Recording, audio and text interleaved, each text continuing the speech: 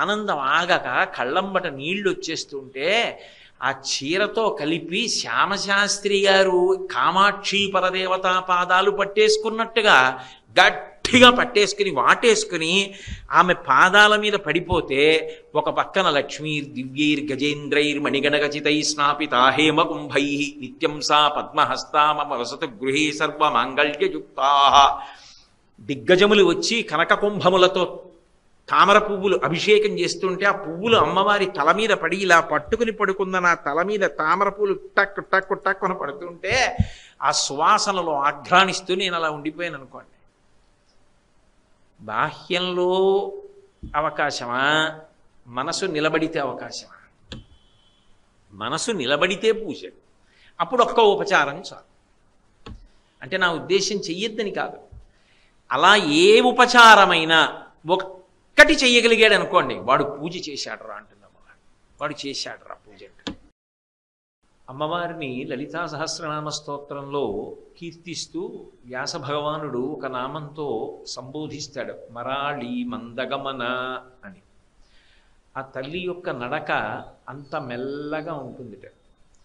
ముత్తుస్వామి దీక్షితారు వారు కామాక్షి పరదేవత మీద కీర్తన చేస్తూ కుంజరగమని అంటారు. ఏనుగు యొక్క నడక ఎలా ఉంటుందో అలా ఉంటుంది అది. మరాళి మందగమన, చాలా మెల్లనైనటువంటి నడక నడుస్తూ ఉంటుంది. ఆమె నడిచేటప్పుడు ఉద్వేగం ఉండదు. ఆమె నడిచేటప్పుడు ఉద్వేగం ఉండదు అంటే అది ఆమె ఎప్పుడూ ప్రశాంతంగా ఉంటుంది కాబట్టి ప్రశాంతంగా నడుస్తూ ఉంటుంది, అది విశేషం. కాకపోతే అది ఆమెకి సంబంధించినటువంటి కీర్తన అవుతుంది. అది సాధనలో మనకెలా పనికొస్తుంది అంటే, అమ్మవారి యొక్క నడక ఒక్కసారి మనసులో భావన చేసినంత మాత్రం చేత శనీశ్చర గ్రహం వలన కలిగేటటువంటి దోషములు ఉంటే ఉపశాంతి పొందుతాయి. అది మూకపంచశతిలో మూకశంకరులు ఆవిష్కరించినటువంటి ఒక పరమాద్భుతమైన రహస్యం. అమ్మవారు ఇప్పటికీ కాంచీపురం అఖిలాండీశ్వరి క్షేత్రం, అప్పుక్షేత్రమైనటువంటి ఆ క్షేత్రంలోనూ ఎప్పుడూ కూడా తిరుగుతూ ఉంటుంది, ఆమె కదులుతూ ఉంటుంది. అలాగే శ్రీశైల క్షేత్రంలో కూడా ఎక్కువగా కన్యారూపంలో తిరుగుతూ ఉంటుంది. ఇది సరే, భ్రమణనాదం వినపడుతూనే ఉంటుంది, భ్రామరిగా తిరుగుతూ ఉంటుంది. ఆమె శక్తి, కానీ అలాగని ఆమె నడక యందు ఉద్వేగం ఉండదు.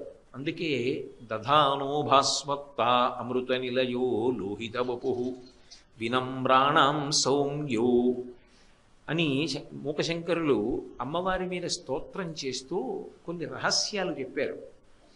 జాతక చక్రంలో ఒక్కొక్కసారి ఒక్కొక్క గ్రహం యొక్క ఉద్ధతి చేత మనిషి దుఃఖమును అనుభవిస్తూ ఉంటాడు, సుఖమును కూడా పొందుతూ ఉంటాడు. అది గ్రహ సంచారము చేత కలిగేటటువంటి లక్షణం. అయితే ఇలా గ్రహ సంచారము చేత సుఖదుఖములు కలగడానికి కారణం యథార్థమునకు గతంలో చేసినటువంటి పాపపుణ్యములు. ఆ పాపపుణ్యముల యొక్క ఫలితమును సుఖదుఖములుగా ఇవ్వడం కొరకు పరమేశ్వరుడు శాసకుడై గ్రహములను అలా నడుపుతూ ఉంటాడు. అలా నడిపినప్పుడు ఆ గ్రహములు శాంతి పొందాలి అంటే దానికి ఏదో దానమని, జపమని, హోమమని అనేకమైనటువంటి పరిష్కారములు సూచింపబడతాయి. కానీ అన్ని గ్రహములకు సంబంధించి కూడా ఉపశాంతి పొందడానికి చాలా తేలిక మార్గంగా మూకశంకరులు ఒక అద్భుతమైన విషయాన్ని మూకపంచశతిలో చెప్పారు. అందుకే కంచి కామకోటి పీఠాధిపత్యం వహించిన మహాపురుషులు చంద్రశేఖరేంద్ర సరస్వతీ స్వామి వారు ఎవరైనా కామకోటి పీఠానికి వెడితే వాళ్ళు పండితులైనా లేదా సన్యాసం కోరుకున్న వాళ్ళైనా ఏదైనా మేము చదువుకుంటాం అన్నవాళ్ళైనా మూకపంచశతి చదవండి అంటుండేవారు. అందులో ఆయన ఒక అద్భుతమైనటువంటి శ్లోకం చేశారు. మూకపంచశతిలో ఉన్నటువంటి 500 శ్లోకములు 500 మహామంత్రముల కిందే పరిగణింపబడతాయి. అందుకే మూకపంచశతిలో ఉండేటటువంటి శ్లోకములను పలకడమే అమ్మవారి అనుగ్రహం ఉంటే తప్ప జరిగే విశేషం కాదు అంటూ ఉంటారు. దధానో భాస్వత్త అమృతనిలయో లోహితవపు వినమ్రాణాం సౌమ్యో గురురపి కవిత్తంచ కలయన్ గతౌ మందో గంగాధర మహిషి కామాక్షి భజతాం తమఃకేతుర్మాత తవ చరణ పద్మో విజయతే అంటారు. 9 గ్రహములను అమ్మవారి యొక్క శరీరంలోకి న్యాసం చేసి చూపించారు. అమ్మవారిని ఒక్కసారి ధ్యానం చేస్తే, ఎలా ధ్యానం చేస్తే ఏ గ్రహం శాంతి పొందుతుందో చెప్పారు. ఇది మహాపురుషులైనటువంటి వారు చేసినటువంటి పరమాద్భుతమైన ప్రయోగాలు. మన జాతి గర్వించదగ్గ మహాపురుషులు వాళ్ళందరూ. ముత్తుస్వామి దీక్షితారు వారి యొక్క శిష్యుడికి ఒకానొకప్పుడు శూలవ్యాధి వచ్చింది. వైద్యుల దగ్గరికి వెళ్ళినా కూడా ఆ వ్యాధి పోలేదు.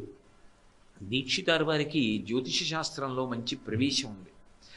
వారు తన శిష్యుడి జాతకాన్ని వేసి, నీకు గురుగ్రహం యొక్క అనుగ్రహం బాగా తగ్గి ఉన్నది, అందుకే వైద్యుల యొక్క పరిశ్రమ వలన కూడా నీకు తగ్గట్లేదు. వైద్యుడు నారాయణ స్వరూపం, సాక్షాత్ పరమేశ్వర స్వరూపం.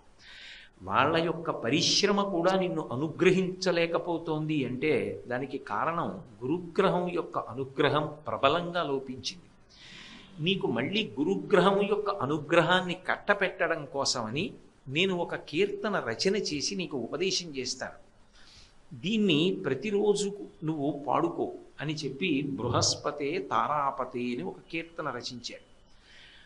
ఆ కీర్తన ప్రతిరోజు ఆ శిష్యుడు పాడుకునేవాడు. పాడుకున్న కారణం చేత అతనికి శూలవ్యాధి తగ్గిపోయింది. గ్రహముల యందు ఒక విచిత్రమైన విశేషాన్ని చెప్తారు. గ్రహ బలం తగ్గినప్పుడు కొన్ని ప్రక్రియల ద్వారా ఆ గ్రహము యొక్క బలాన్ని పెంచుకుంటారు. సాధుగ్రహాలై మన యందు అనుగ్రహమును వర్షించవలసినవైతే వాటిని నిరంతరం మళ్ళీ శక్తిని పొందేటట్టుగా చేసుకుంటారు. అలా శంకర భగవత్పాదులు ఇచ్చినటువంటి పరమాద్భుతమైన స్తోత్రములలో ఒకటి దక్షిణామూర్తి స్తోత్రం. గురుగ్రహం యొక్క అనుగ్రహం ఎప్పుడూ అందరికీ ఉండాలి. పైగా గురువుగారి అనుగ్రహం నాకు వద్దనేవాడు ఎవరు ఉంటాడు?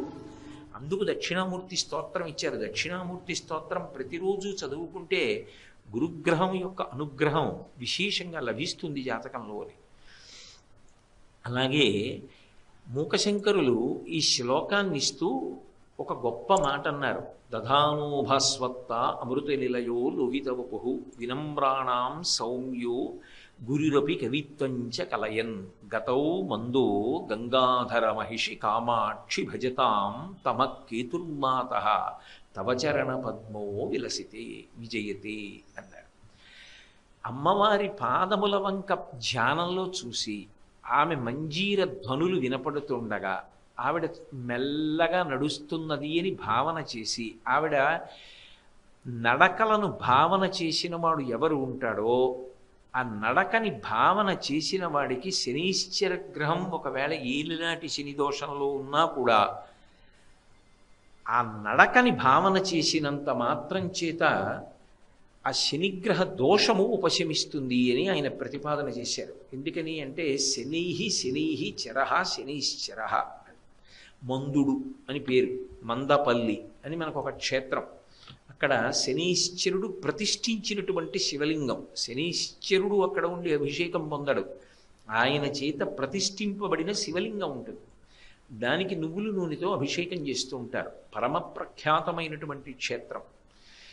అటువంటి శనీశ్చర గ్రహం మనని అనుగ్రహించాలి అంటే అమ్మవారి యొక్క నడకని మనసులో భావన రోజు ఒకసారి చెయ్యమన్నారు.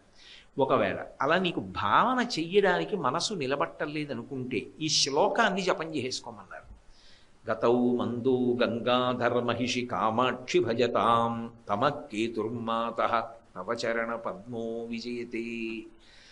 ముత్తుస్వామి దీక్షితారు వారికి శిష్యుడు అనుగ్రహింపబడవలసినటువంటి సమయం ఆసన్నమైనప్పుడు ఆయన గురుగ్రహం మీద బృహస్పతే తారాపతే అన్న కీర్తన వ్రాసిన తరువాత, ఇలా లోకాన్ని మీరు అనుగ్రహించవలసి ఉంటుంది, ఒక్క గురుగ్రహం మీద కాదు 9 గ్రహాల మీద రాయమంటే మహానుభావుడు దీక్షితారు వారు 9 గ్రహాల మీద కీర్తనలు చేశారు. అలాగే 9 గ్రహాలని అమ్మవారిలోకి న్యాసం చేసి చూపించారు మూకశంకరు.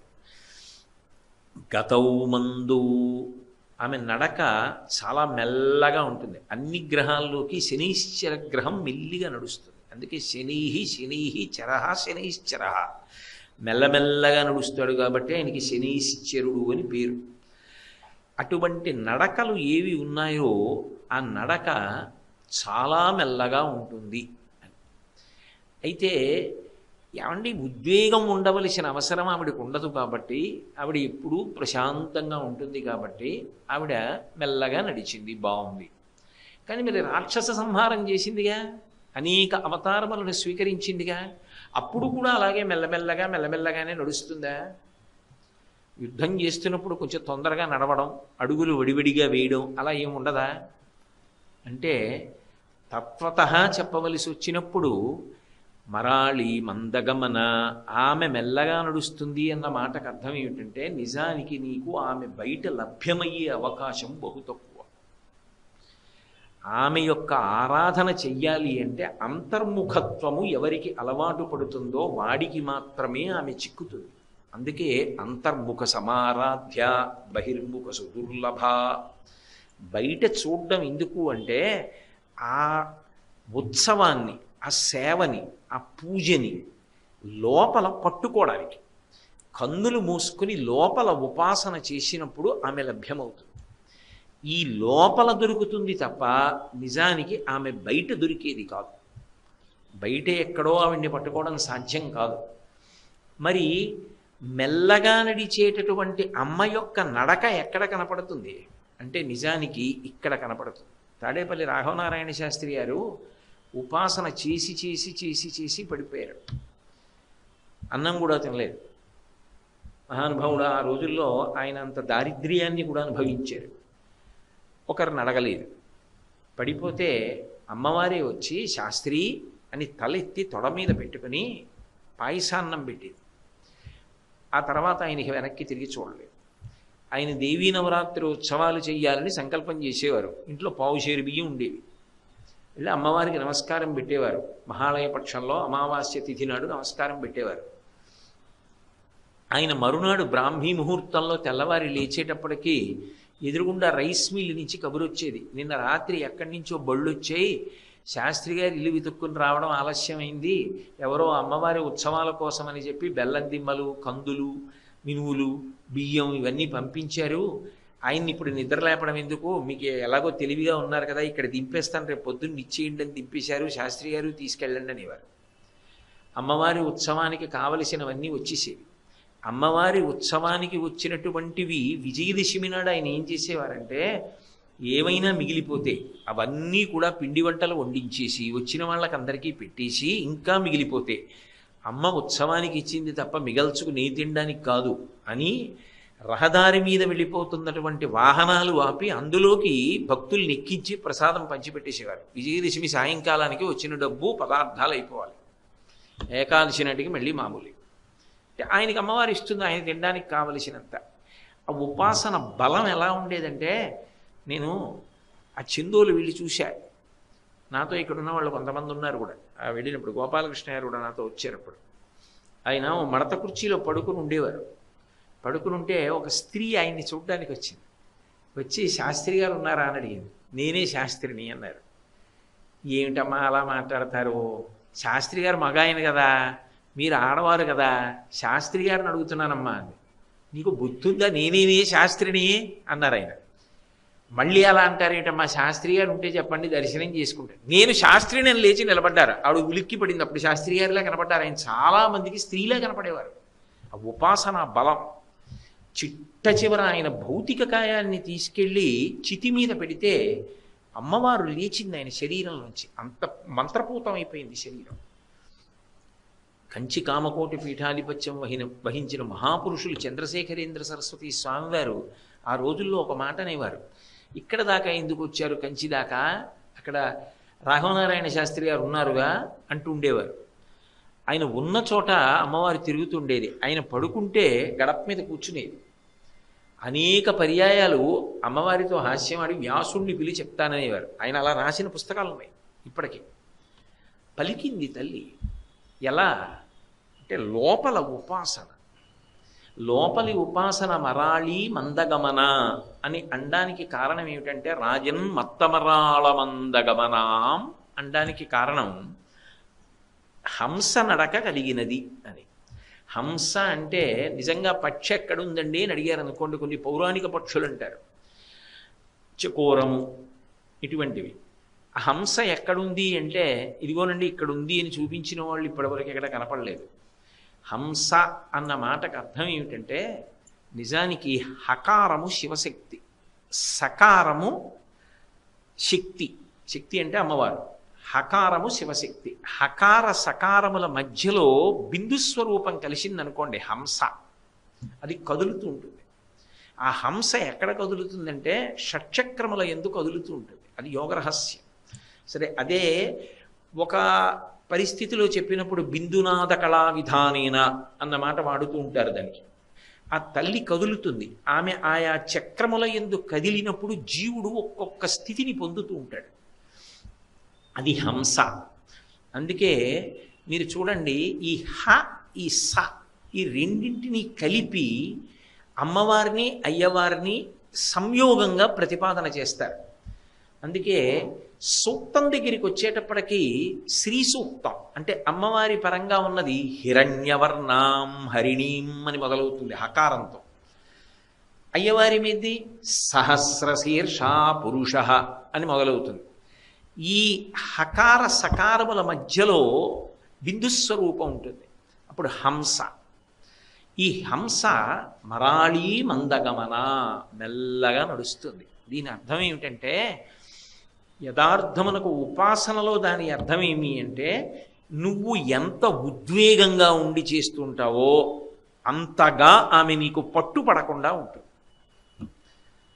కామము క్రోధము ఈ రెండు అక్క చెల్లెళ్ళు. అందుకే రాగస్వరూప పాషాఢ్య క్రోధాకారాంకుశోజ్వల. రాగమున్న చోట క్రోధం ఉంటుంది, క్రోధమున్న చోట రాగం ఉంటుంది. ఈ రెండూ పాశములే. అయితే ఈ రెండు ఎక్కడుంటాయో అక్కడ ఉద్వేగం ఉంటుంది. ఎక్కడ ఉద్వేగం ఉన్నదో అక్కడ ఊపిరి ఎందు చురుకుతనం ఉంటుంది. చాలా వేగంగా ఊపిరి తీసి చాలా వేగంగా ఊపిరి వదిలిపెడతారు. ఎంత వేగంగా ఊపిరి తీసి ఎంత వేగంగా ఊపిరి వదిలిపెడుతున్నాడో ఉపాసనకి అంత దూరంగా ఉన్నాడని గుర్తు. ఆసనం అంటే కూర్చోవడం, ఉపాసన అంటే దగ్గరగా కూర్చోవడం. దగ్గరగా కూర్చునుట అన్న మాటకు అర్థం ఏంటంటే నువ్వు మనసుతో ఎంత పట్టుకుంటున్నావు, ఆమె కదలికలను ఎంత పట్టుకుంటున్నావు. ఆమె కదలికని పట్టుకున్నది నిజం అనుకోండి, మీకు పూజ యందు అన్ని ఉపచారములు జరగవు. యథార్థానికి ఏదో ఒక్క ఉపచారం చేసేటప్పుడు ఏమవుతుందంటే రోమాంచితమైపోయి కన్నుల వెంట ఆనంద భాష్పాలు కారుతూ రెండు చేతులు ఇలా చాపి అలా ఉండిపోతాడు. శంకర భగవత్పాదులు సౌందర్యలహరిలో ఒక శ్లోకం చేశారు. కదా కాళీమాత కదయ కలితాలక్తకరసం పిబేయం విద్యార్థీ తవ చరణ నిర్నీజన జలం ప్రకృత్యా మూకానామపి చ కవితా కారణతయా అంటూను. కథా దత్తేవాణి ముఖ కమలతాంబూలరసతాం అంటారు. పాదయూహో పాద్యం సమర్పయామి అంటాం. అన్నప్పుడు ఏదో తామలపాకుతో ఇలా నీళ్లు తీసి ఇలా ఓసారి అనేస్తాం. అది ఊపిరి వేగంగా ఉంది, పట్టుకోలేకపోయాడని గుర్తు. ఉపాసన అంటే నిజానికి అలా అమ్మవారి పాదాలు కడగాలి అని అనుకున్నాడు అనుకోండి, ఆమె రాజాధిరాజేశ్వరి అయినటువంటి తల్లి కాబట్టి ఆవిడ నిజానికి రెండు పాదములు కింద పెట్టి కూర్చోదు. ఆవిడ ఒక పాదాన్ని పాదపీఠం మీద పెట్టి ఒక పాదాన్ని ఎత్తి రెండవ తడ మీద వేసి కూర్చుంటుంది. అలా కూర్చున్నప్పుడు నిజానికి పాదములు కడగాలని మీరు అనుకున్నారనుకోండి, ఆమె అనుమతి ఇచ్చి రెండో పాదం కిందకి దింపాలి. అందుకే ఏకన్యంచనతి క్షమం మమ పరంచ ఆకుంచ పాదాంబుజం మధ్యే విష్టర పుండరీకమభయం విన్యస్య హస్తాంబుజం త్వాం పశ్యేమ నిషేదుషీం ప్రతికలంకారుణ్యకూలంకష స్ఫారాపాంగతరంగమంభమధురం ముగ్ధం ముఖం బిభ్రతి. అమ్మా, నా కోసం రెండవ కాలు కూడా విడిచిపెట్టమ్మా అంటే ఆ తల్లి ప్రేమతో రెండో కాలు తీసి కిందకి దింపుతున్నప్పుడు ఆ కాలుకున్న మంజీరముల సవ్వడి వినపడుతుంది. అది ఎవడు వినగలడో, ఎవడు అలా పూజ చెయ్యగలడో వాడికి వినపడుతుంది. అందుకే ఎప్పుడూ కూడా పూజ చూసే ప్రయత్నం చేయకండి అంటారు. ఎందుకంటే నిజంగా పూజ చేసేటటువంటి దక్షత ఉన్నవాడి పూజ చూశారనుకోండి, అది ఒక పిచ్చివాడి పూజలో ఉంటుంది. ఆయన పూజ రాదనమాట అండి. ఇన్నాళ్ళు మనం ఏదో ఆయన పెద్ద పూజా దురంధరుడు అనుకున్నాం. నిజంగా ఆయన పూజ చేసి చూస్తే మనం చేసే పూజలు వెయ్యోవంతు చేయడైనా పాపం ఆయనకి ఏం రాదండి అలా చేస్తున్నాడు అనుకుంటాం. కానీ ఆయనే నిజమైన పూజ చేస్తాడు. ఎందుకో తెలుసా? పాదయోహో పాద్యం సమర్పయామి అంటే అయిపోయింది ఆయన పూజ. ఎందుకంటే ఆయనకి ఆ రెండో పాదం కనపడుతుంది. ఆయన మనసుతో బంగారు పళ్ళెం పెడతాడు. ఆయన ధర్మపత్ని వచ్చి మల్లెలు, జాజులు, సంపంగిలు అన్నీ అందంగా పళ్ళెంలో సర్దుతుంది. అప్పుడు అమ్మవారిని ప్రార్థన చేస్తే రెండు పాదములు ఎత్తి ఆ పువ్వుల పళ్ళెంలో పెడుతుంది. ధర్మపత్ని బంగారు కలశంతో నీళ్లు పోస్తుంది.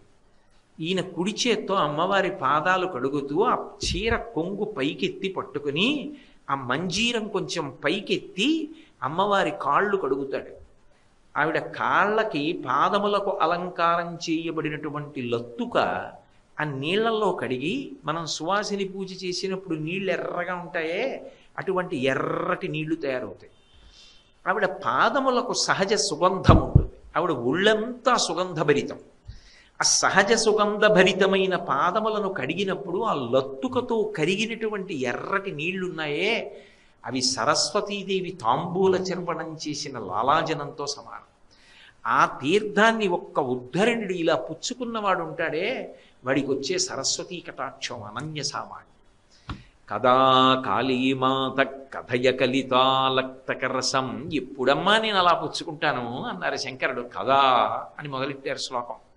అంటే అసలు మనసు అలా నిలబడి చూడగలిగితే తప్ప ఆ ఉపాసన సిద్ధించదు. అలా ఉపాసన సిద్ధించాలి అంటే త్రికరణములు సరళ రేఖలో పడాలి. నోటితో మీరు ఏది చెప్పారో దాన్ని మనసు చూడాలి. నేను ఏదో హస్తయోహో అర్ఘ్యం సమర్పయామి అన్నాను అనుకోండి. హస్తయోహో అర్ఘ్యం సమర్పయామి అంటే ఆచమనం తీసుకోవడం కాదు. అది ఆత్మోద్ధరణము చెయ్యగలిగిన పెద్దలు ఎవరు ఉంటారో వారు ఇంటికి వచ్చినప్పుడు అర్ఘ్యం ఇవ్వాలి. ఓ పళ్ళెం పట్టుకొచ్చి పెట్టి ఆయన చేతుల మీద నీళ్లు పోస్తారు. పోస్తే ఆయన చేతులు కడుక్కుంటాడు. ఆయన చేతులు కడుక్కున్నాడు అనుకోండి, హస్తోదకం అంటారు. అలా చేతులు కడుక్కోవడానికి ఇచ్చిన నీళ్లు ఏ ఉన్నాయో దాన్ని అర్ఘ్యం ఇచ్చారంటారు. అలా హస్తయోహో అర్ఘ్యం సమర్పయామి అన్నారనుకోండి. ప్రాతస్మరామి పరమేశ్వర బాహుదండాన్ ఖట్వాంగశూల హరిణాహ పినాయకయుక్తాన్ గౌరీ కపోలకు చరంజిత పత్ర రేఖాన్ సవర్ణ కంకణ మణిద్యుతి భాసమానాం. శంకరుడు ఇలా చేతులు చాపితే చేతులకు ఉన్నటువంటి కంకణములు కనకణ కనకణ శబ్దములు చేస్తాయి. ప్రాతస్మరామి లలిత. ఆ తల్లి యొక్క భుజములను ఒక్కసారి జ్ఞాపకం తెచ్చుకుంటే, ఆ చేతులు జ్ఞాపకం తెచ్చుకుంటే ఆవిడ గాజులు గలగల గలగల శబ్దం చేస్తాయి. అప్పుడు ఇలా ఇద్దరి చేతులు పెడితే ఆ చేతుల మీద నీళ్లు పోసి ఉత్తరీయంతో తుడిచినట్టు భావన చేశారనుకోండి. మనసు ప్రధానం. మనసు వేగాన్ని ఎందుకు పుంజుకుంటుంది అంటే దానికి ఓ పెద్ద అల్లరుంది. తత్వశాస్త్రంలో మనసు యొక్క కదలికలన్నీ ఊపిరి మీద ఆధారపడతాయి. అందుకే ఆఖరి ఊపిరి ఆఖరి మనసు యొక్క సంకల్పం. ఆఖరి ఊపిరి తీసేయడము, ఆఖరి ఊపిరి వదిలేయడము, రెండింటిలో ఏదో ఒకటే. అదే మృత్యు. వదిలి తీయలేదు, వెళ్ళిపోయాడు. తీసి వదలలేదు, వెళ్ళిపోయాడు. ఆఖరిసారి తీసినప్పుడో ఆఖరిసారి వదిలినప్పుడో ఆఖరిసారి మనసు కదులుతుంది. ధన్యా సోమ విభావనీయ చరితాం ధరాధర శ్యామలాం. అక్కడ వస్తుంది ఆ విశేషాలు. ఆ మనసు ఆఖరిసారి కదులుతుంది. కదిలినప్పుడు జీవితంలో అప్పటి వరకు దేన్ని ప్రీతితో పట్టుకున్నాడో దాన్ని స్మరిస్తూ వెళ్ళిపోతుంది. ఇంద్రియ శక్తులను మూట కట్టేసుకుని వెళ్ళిపోతుంది బయటికి. మృత్యు. అది పరమగోప్యంగా వెళ్ళిపోయి, ఎంత గోప్యంగా వచ్చాడో అంత గోప్యంగా వెళ్ళిపోతాడు. ఏడుస్తూ వచ్చాడు, ఏడుస్తూ వెళ్ళిపోతాడు. శరీరమునందు భ్రాంతి. యోగి యోగరతో వా భోగరతో వా సంగరతో వా సంగవిహీన యస్య బ్రహ్మణి రమతే చిత్తం నందతి నందతి నందచ్యేవ. అయితే అందుకోగలగాలి అంటే ఆవిడ గురించి మీరు నోటితో చెప్పినది మనసులో భావించి మీ చేతితో అలా ఉపచారం చెయ్యాలి అంటే, ఈ మూడు ఒక రేఖలో పడాలి అంటే మనసు నియంత్రింపబడాలి. అందుకే భగవంతుడు ఎప్పుడూ పెట్టేటటువంటి నియమం ఏమిటంటే, నువ్వు తెచ్చిన పదార్థం నా కోసమని నువ్వు చెప్పినా నేను నమ్మను.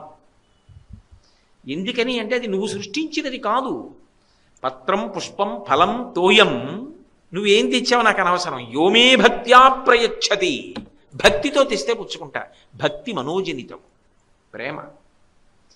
నువ్వు నీళ్లు తెచ్చావా, ఆకు తెచ్చావా, పువ్వు తెచ్చావా, దళమైన పుష్పమైనను ఫలమైనను సలిలమైన భార్య నిభక్తిని కొలచిన జనులు అర్పించిన ఎలమిన రుచిరాన్నముగా ఎనుభుజింతున్నంటాడు కుచేలాపాఖ్యానంలో.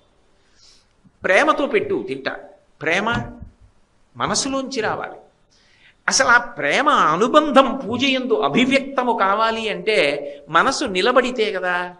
మనసు నిలబడకపోతే అది ఎలా చూస్తుంది? ఆ పాదాలు ఎలా చూస్తుంది? ఆ చేతులు ఎలా చూస్తుంది? అప్పుడు తంత్ అంటారు. తంత్ అంటే మూడు సరళ రేఖలో పడవు. పాదయోహో పాద్యం సమర్పయామి, హస్తయోహో అర్ఘ్యం సమర్పయామి, ముఖే ఆచమనీయం సమర్పయామి, సిద్ధోదక స్నానం సమర్పయామి, వస్త్రయుగ్మం సమర్పయామి. అక్కడ ఆగుతుంది. అయిపోయా? అయిపోయి. అంటే మనసు లేదు, అందుకని నడిపోయింది. మనసు పెట్టడం అలవాటైన వాడు ఎదురుగుండా ఉన్నాడు అనుకోండి, వాడికి చికాగ్గా ఉంటుంది. ఏమిటిరా ఈ మంత్రం ఏంటి, పూజ ఏమిటిరా అంటే. అంటే తంతు పూజ అని వాడు చేస్తున్నాడు, అమ్మవారు అంటుంది నువ్వు తంతు చేస్తున్నావు. అదొక నటన అంతే. అందులో ఎక్కడ నా మనసు నువ్వు పెట్టి ఇచ్చింది ఏం లేదు. నువ్వు మనసు పెట్టి ఇచ్చింది నిజమైతే నువ్వు మంచినీళ్ళు నీకేం కనపడాలి? అమ్మవారికి నువ్వు మంచినీళ్ళు ఇస్తే నీకు అమ్మవారి అధరం కనపడాలి. అధరం అంటే కింది పిరివి. కింది పిరివి ఎందుకు కనపడాలి? నువ్వు మనసుతో, మానసిక పూజకి దరిద్రం ఏముందండి? ఓ బంగారు పాత్రతో మంచినీళ్ళు ఇచ్చారనుకోండి, ఆవిడ పెట్టుకు తాగుతోంది అనుకోండి, కింది పిరివి కనపడాలా వద్దా? కంఠంలో గుటక వేసినప్పుడు కంఠంలో కదలికలు కనపడాలా వద్దా? త్రివళులు 3 రేఖలు కంఠం మీద కనపడాలా వద్దా? ఆవిడ చేతితో పాత్ర పట్టుకున్నప్పుడు ఆవిడ చేతి కాంతులు, ఉంగరపు కాంతులు కనపడాలా వద్దా? మనసు అక్కడ నిలబడితే ఏ ఉపచారమైనా ఒకటి చేసిన తర్వాత అసలు రెండోది గుర్తురాదు. అసలు ఆ మనసు ఎలా నిలబడుతుంది అంటే ఊపిరి మీద ఆధారపడి కదులుతుంది మనసు. అందుకే మనసు అంటే దాన్ని ఆపరేషన్ చేసి చూపించండి అంటే చూపించలేరు. ఊపిరితిత్తులు చూపించండి అంటే చూపిస్తారేమో, ఆఖరికి కంటిలోని రెటీనాని చూపించండి అంటే చూపిస్తారేమో. ఏమంటే నా మనసును చూపించండి అంటే ఎవరు చూపిస్తారు? ఎవరు చూపించరు. మనసు సంకల్ప వికల్ప సంఘాతము, అది సూక్ష్మ శరీరం, అది దొరికేది కాదు పట్టుకి, అది ఊపిరి మీద ఆధారపడుతుంది. అందుకే పూజ ప్రారంభం ఎక్కడ అంటే ముందు ఊపిరిని నియంత్రిస్తారు. అందుకే ప్రాణాయామం చేయండి అంటారు. ప్రాణాయామం చేయండి అని ముక్కట్టుకోండి అంటారు. ముక్కట్టుకుంటే ప్రాణాయామం కాదు. కుడి ముక్కులోంచి ఊపిరి తీస్తే కుడి ముక్కుని మూసి ఎడమ ముక్కులోంచి మెల్లగా వదలాలి. మళ్ళీ ఎడమ ముక్కులోంచి లోపలికి పీలిస్తే కుడి ముక్కులోంచి మెల్లగా వదలాలి. అది కూడా యోగశాస్త్రంలో 3 మాటలే. అది కూడా మోతాదు. వైద్యుడు ఎలా మోతాదు నిర్ణయిస్తాడో ప్రాణాయామం మోతాదు, అది మించి చేయడానికి వీల్లేదు. అందుకే అసౌనాసావంశస్తు హిరగిరి వంశధ్వజపటి తదీయోనీదీయ ఫలతు ఫలముస్మాకముచితం మహత్యం తర్ముక్త శిశిరకర నిశ్వాసగళితం. నిన్న చెప్పాను కదా మీకు, చంద్రనాడి. దాని చేత మనసు నియంత్రింపబడుతుంది, దాని వేగాన్ని ఆపుతారు. నీ ఇష్టం వచ్చినట్టు పరిగెత్తద్దు, ఉద్వేగాన్ని ఆపు, నువ్వు అలా నిలబడు. ముందు దాన్ని నిలబెడతారు మనసుని. ఇప్పుడు అది నిలబడితే ఏం చేస్తుందంటే మీరు ఇచ్చిన ఆజ్ఞనది బుచ్చుకుంటుంది, లేకపోతే అది వెళ్ళిపోతుంది. దానికి అది అలవాటు, అది స్వేచ్ఛగా వెళ్ళిపోతుంది. దాన్ని ముందు నువ్వు ఆగావా? ఇప్పుడు నేను చెప్పింది నువ్వు బాగా పట్టుకో. ఓ ప్రార్థనా శ్లోకం చేస్తారు. స్వామి ఎలా ఉన్నావు అంటే ఏదో సింధూరారుణ విగ్రహం త్రినయనాం మాణిక్యమౌళి స్ఫురత్తారానాయక శేఖరాం స్మితముఖీం ఆపీనవక్షోరుహాం. ఈ అష్టకాలు అవి వ్యాఖ్యానాలు శంకర భగవత్పాదులు ఎందుకు ఇచ్చారంటే రూపాన్ని పట్టుకోవడానికి. పట్టుకున్నారనుకోండి, ఇక్కడ కళ్ళు మూసుకుంటే ఊపిరి మెల్లగా తీసి మెల్లగా విడిచిపెడుతున్నప్పుడు మీరు ఏ ఆజ్ఞ ఇస్తున్నారో నోటితో దాన్ని మనసు పట్టుకుంటుంది. ముఖే ఆచమనీయం సమర్పయామి అన్నారనుకోండి, 3 మాటలు నీళ్లు తాగు అని కదా దాని అర్థం. మీ మనసు అక్కడ ఉన్నదా లేదా చూడ్డం కోసమే పూజలో ఏం చేస్తారంటే కొన్ని గుప్తం చేసేస్తారు. నోటితో ఆజ్ఞ ఉండదు పూజలో. నోటితో ఆజ్ఞ లేకుండా మౌనంగా జరుగుతాయి కొన్ని. మీకు నేను ఒక ఉదాహరణ చెప్తాను. మధ్యే మధ్యే పానీయం సమర్పయామి అంటారు నైవేద్యంలో. మధ్యే మధ్యే పానీయం అంటే దాని అర్థం ఏమిటి? మధ్య మధ్యలో నీళ్లు తాగండి. ఎందుకు? మీరు నీళ్లు తాగకుండా తినేస్తే వెక్కిళ్ళు వస్తాయేమో, అందుకని కొద్దిగా నీళ్లు తాగండి అంటే కొద్దిగా నీళ్లు తాగాక ఆయన ఏం చేస్తాడు? ఆవిడ ఏం చేస్తుంది? ఇంకా తింటుంది, అంటే ఇంకా కొంచెం పదార్థం తీసుకుంది. ఆ తర్వాత ఉత్తరాపోసనం సమర్పయామి, ఇప్పుడు మళ్ళీ కడుపు నిండా నీళ్లు తాక్కాసిని. ఉత్తరాపోసనం సమర్పయామి హస్తవు ప్రక్షాళయామి, చేతులు కడుక్కో. ఏదైనా తిన్నాక చేతులు కడుక్కోవాలి కదా, నీళ్లు పోస్తున్నాను చేతులు కడుక్కో. పాదవు ప్రక్షాళయామి, కాళ్ళు కడుక్కో. శుద్ధ ఆచమనీయం సమర్పయామి, మళ్ళీ కొద్దిగా నీళ్లు తాగు. మీ ఉదాహరణకి చెప్తున్నాను, మీకు నేనంటే చాలా ప్రేమ అనుకోండి, నేను మీ ఇంటికి వచ్చాను అనుకోండి, మీరు నాకు పలహారం పెట్టారు, నేను పలహారం తినేశాను. అమ్మ చెయ్యి ఎక్కడ కడుక్కోవాలన్నాను. అవి భలేవారే, మీరు మళ్ళీ లేచి వెళ్ళడం ఎందుకండి, ఈ పాత్రలో కడిగేసుకున్నాను, పాత్ర అక్కడ పెట్టారు, నేను చెయ్యి కడిగేసుకున్నాను. మీరు ఏం చేస్తారు? సరే లేచి వెళ్ళిపోండి అంటారా? నేను ఉత్తరీయం ఇలా తీసి తుడుచుకోబోతున్నాను అనుకోండి, అయ్యో ఉండండి ఉండండి అని తువ్వాలు పట్టుకొచ్చి ఇచ్చి తుడుచుకోండి అంటారు కదా. హస్తవు ప్రక్షాళయామి మీరు చెప్తే నిజంగా మీ మనసు అక్కడే నిలబడినది నిజమైతే మీరేం చేయాలి? ఉత్తరీయం ఇలా తీసి అమ్మ చేతులు తుడుచుకో అని ఇలా పడితే ఆవిడ ఇలా చేతులు తుడుచుకుంటే ఆవిడ చేతికున్న కుంకం పసుపు పరమశివుడు ఆమె యొక్క బుగ్గలు పుణికినప్పుడు ఆమె అలదుకున్న అంగరాగములు అంటుకున్న ఉత్తరీయాన్ని వాసన చూసి నెత్తి మీద ఎట్టుకు పొంగిపోతారా? పొంగిపోతారా? అసలు అంతవరకు ఎందుకండి? పాదయోహో పాద్యం సమర్పయామి అన్నప్పుడు పాదాలు కనపడ్డాయనుకోండి, వెంటనే నీళ్లు వేస్తారా కడుక్కొమ్మని? గృహీత్వా హస్తాభ్యాం శిరసి నయనే వక్షసి వహన్, అమ్మా ఒక్కసారి నా చేతుల్లో పెట్టమ్మా అని ఆవిడ రెండు కాళ్ళు ఎత్తి రెండు పాదాలు అరిచేతుల్లో పెట్టింది అనుకోండి, ఇంకా దగ్గరికి జరిగి అమ్మా ఒక్కసారి శిరసి తల మీద పెట్టుకుంటానమ్మా, సరే పెట్టుకో అందనుకోండి, అమాంతం నెత్తి మీద పెట్టుకుంటారా? మీరు బాగా వంగి ఆవిడ పాదాలు తల మీద పెట్టుకుంటారా? బాగా వంగాక ఆవిడ రెండు పాదాలు తల మీద పెడితే ఇదేమన్నా బల్ల, జారిపోతాయి పాదాలు. మీరు ఏం చేయాలి? ఇలా రెండు చేతులతో ఆవిడ పాదాలు పైకి పట్టుకుంటే ఆ తాబేటి డిప్పల్లా ఉన్నటువంటి పాదముల పైభాగం చేతులకు తగులుతుంటే, అరికాళ్ళు తల మీద తగులుతుంటే మీరు అలా పట్టుకుని పరమ సంతోషాన్ని ధ్యానంలో అనుభవిస్తున్నారనుకోండి. ఇలా ఉన్నాడు అనుకోండి, ఏమంటారు? పిచ్చాడంటారు. ఏమిటి ఆ పూజ అంటారు? ఏమిటి ఆ నెత్తి మీద చేతులు అలా ఉన్నాడు ఏంటండి అంటారు. అందుకే మహాత్ముల పూజ పిచ్చివాడి పూజలా ఉంటుంది. ఉన్మత్త శేఖరాయ నమః అని శివుడికి పేరు. రామకృష్ణ పరమహంస సమాజానికి పిచ్చివాళ్ళ కనపడడానికి కారణం అదే. ఎందుకంటే ఆయనకి మనసు నిలబడుతుంది, నా బోటిగాడికి నిలబడదు. మీ బోటిగాడు పూజ చేసినప్పుడు నా బోటిగాడు చూశాడు అనుకోండి, ఏం పూజ అది అంటారు. ఎందుకంటే నేను ఎప్పుడైనా చేస్తే కదా జన్మలో ఓసారి అయినా సరిగ్గా. అందుకని గృహీత్వా హస్తాభ్యాం శిరసి నయని, అమ్మా ఒక్కసారి కళ్ళకద్దుకోవద్దా అందనుకోండి. ఆ వేళ్ల చివరి భాగాలు, ఆ వేళ్లకి మట్టెలు ఉంటాయి, ఆ చివరి భాగాలు ఇలా కళ్ళకి తగిలేటట్టుగా ఒక్కసారి కళ్ళకి కనురెప్పల మీద రాసుకుని శిరసి నయని, అమ్మ గుండెల మీద పెట్టుకోవద్దా? పెట్టుకో. ఇంకా బాగా దగ్గరికి జరిగి గుండెల మీద పెట్టుకుని వక్షసి వహన్ సమాశ్లిష్యాఘ్రాయ స్ఫుట జలజగంధాన్ పరిమళాన్. ఆనందం ఆగక కళ్ళంబట నీళ్లు వచ్చేస్తుంటే ఆ చీరతో కలిపి శ్యామశాస్త్రి గారు కామాక్షి పరదేవతా పాదాలు పట్టేసుకున్నట్టుగా గట్టిగా పట్టేసుకుని వాటేసుకుని ఆమె పాదాల మీద పడిపోతే ఒక పక్కన లక్ష్మీర్ దివ్యైర్ గజేంద్రైర్ మణిగణగచితై స్నాపితా హేమ కుంభై నిత్యం సా పద్మహస్తా మమ వసతు గృహే సర్వ మాంగళ్యయుక్తా.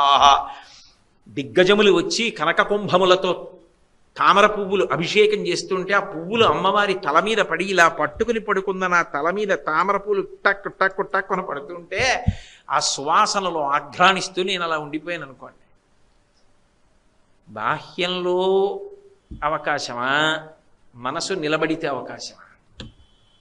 మనసు నిలబడితే పూజ. అప్పుడు ఒక్క ఉపచారం చాలు. అంటే నా ఉద్దేశం చెయ్యొద్దని కాదు, అలా ఏ ఉపచారమైనా ఒక్కటి చెయ్యగలిగాడు అనుకోండి, వాడు పూజ చేశాడు రా అంటుందమ్మ. వాడు చేశాడు రా పూజ. గడగడ గడగడ అదేదో పరీక్ష గదిలోనో లేకపోతే తరగతి గదిలోనో చదువుకున్నటువంటి పాఠ్యాంశముల యొక్క నిడివిని పూర్తి చేసినట్టు గడగడగడగడగడ అన్నీ ఏదో చెయ్యాలని చేసేసి అక్కడ మనసు పెట్టకుండా చేసిన దాన్ని తొంతు అంటున్నాడు. తంతు కాకుండా ఉపాసన చెయ్యాలి అంటే నిజానికి నువ్వు ఆ ఆనందం అనుభవించాలంటే.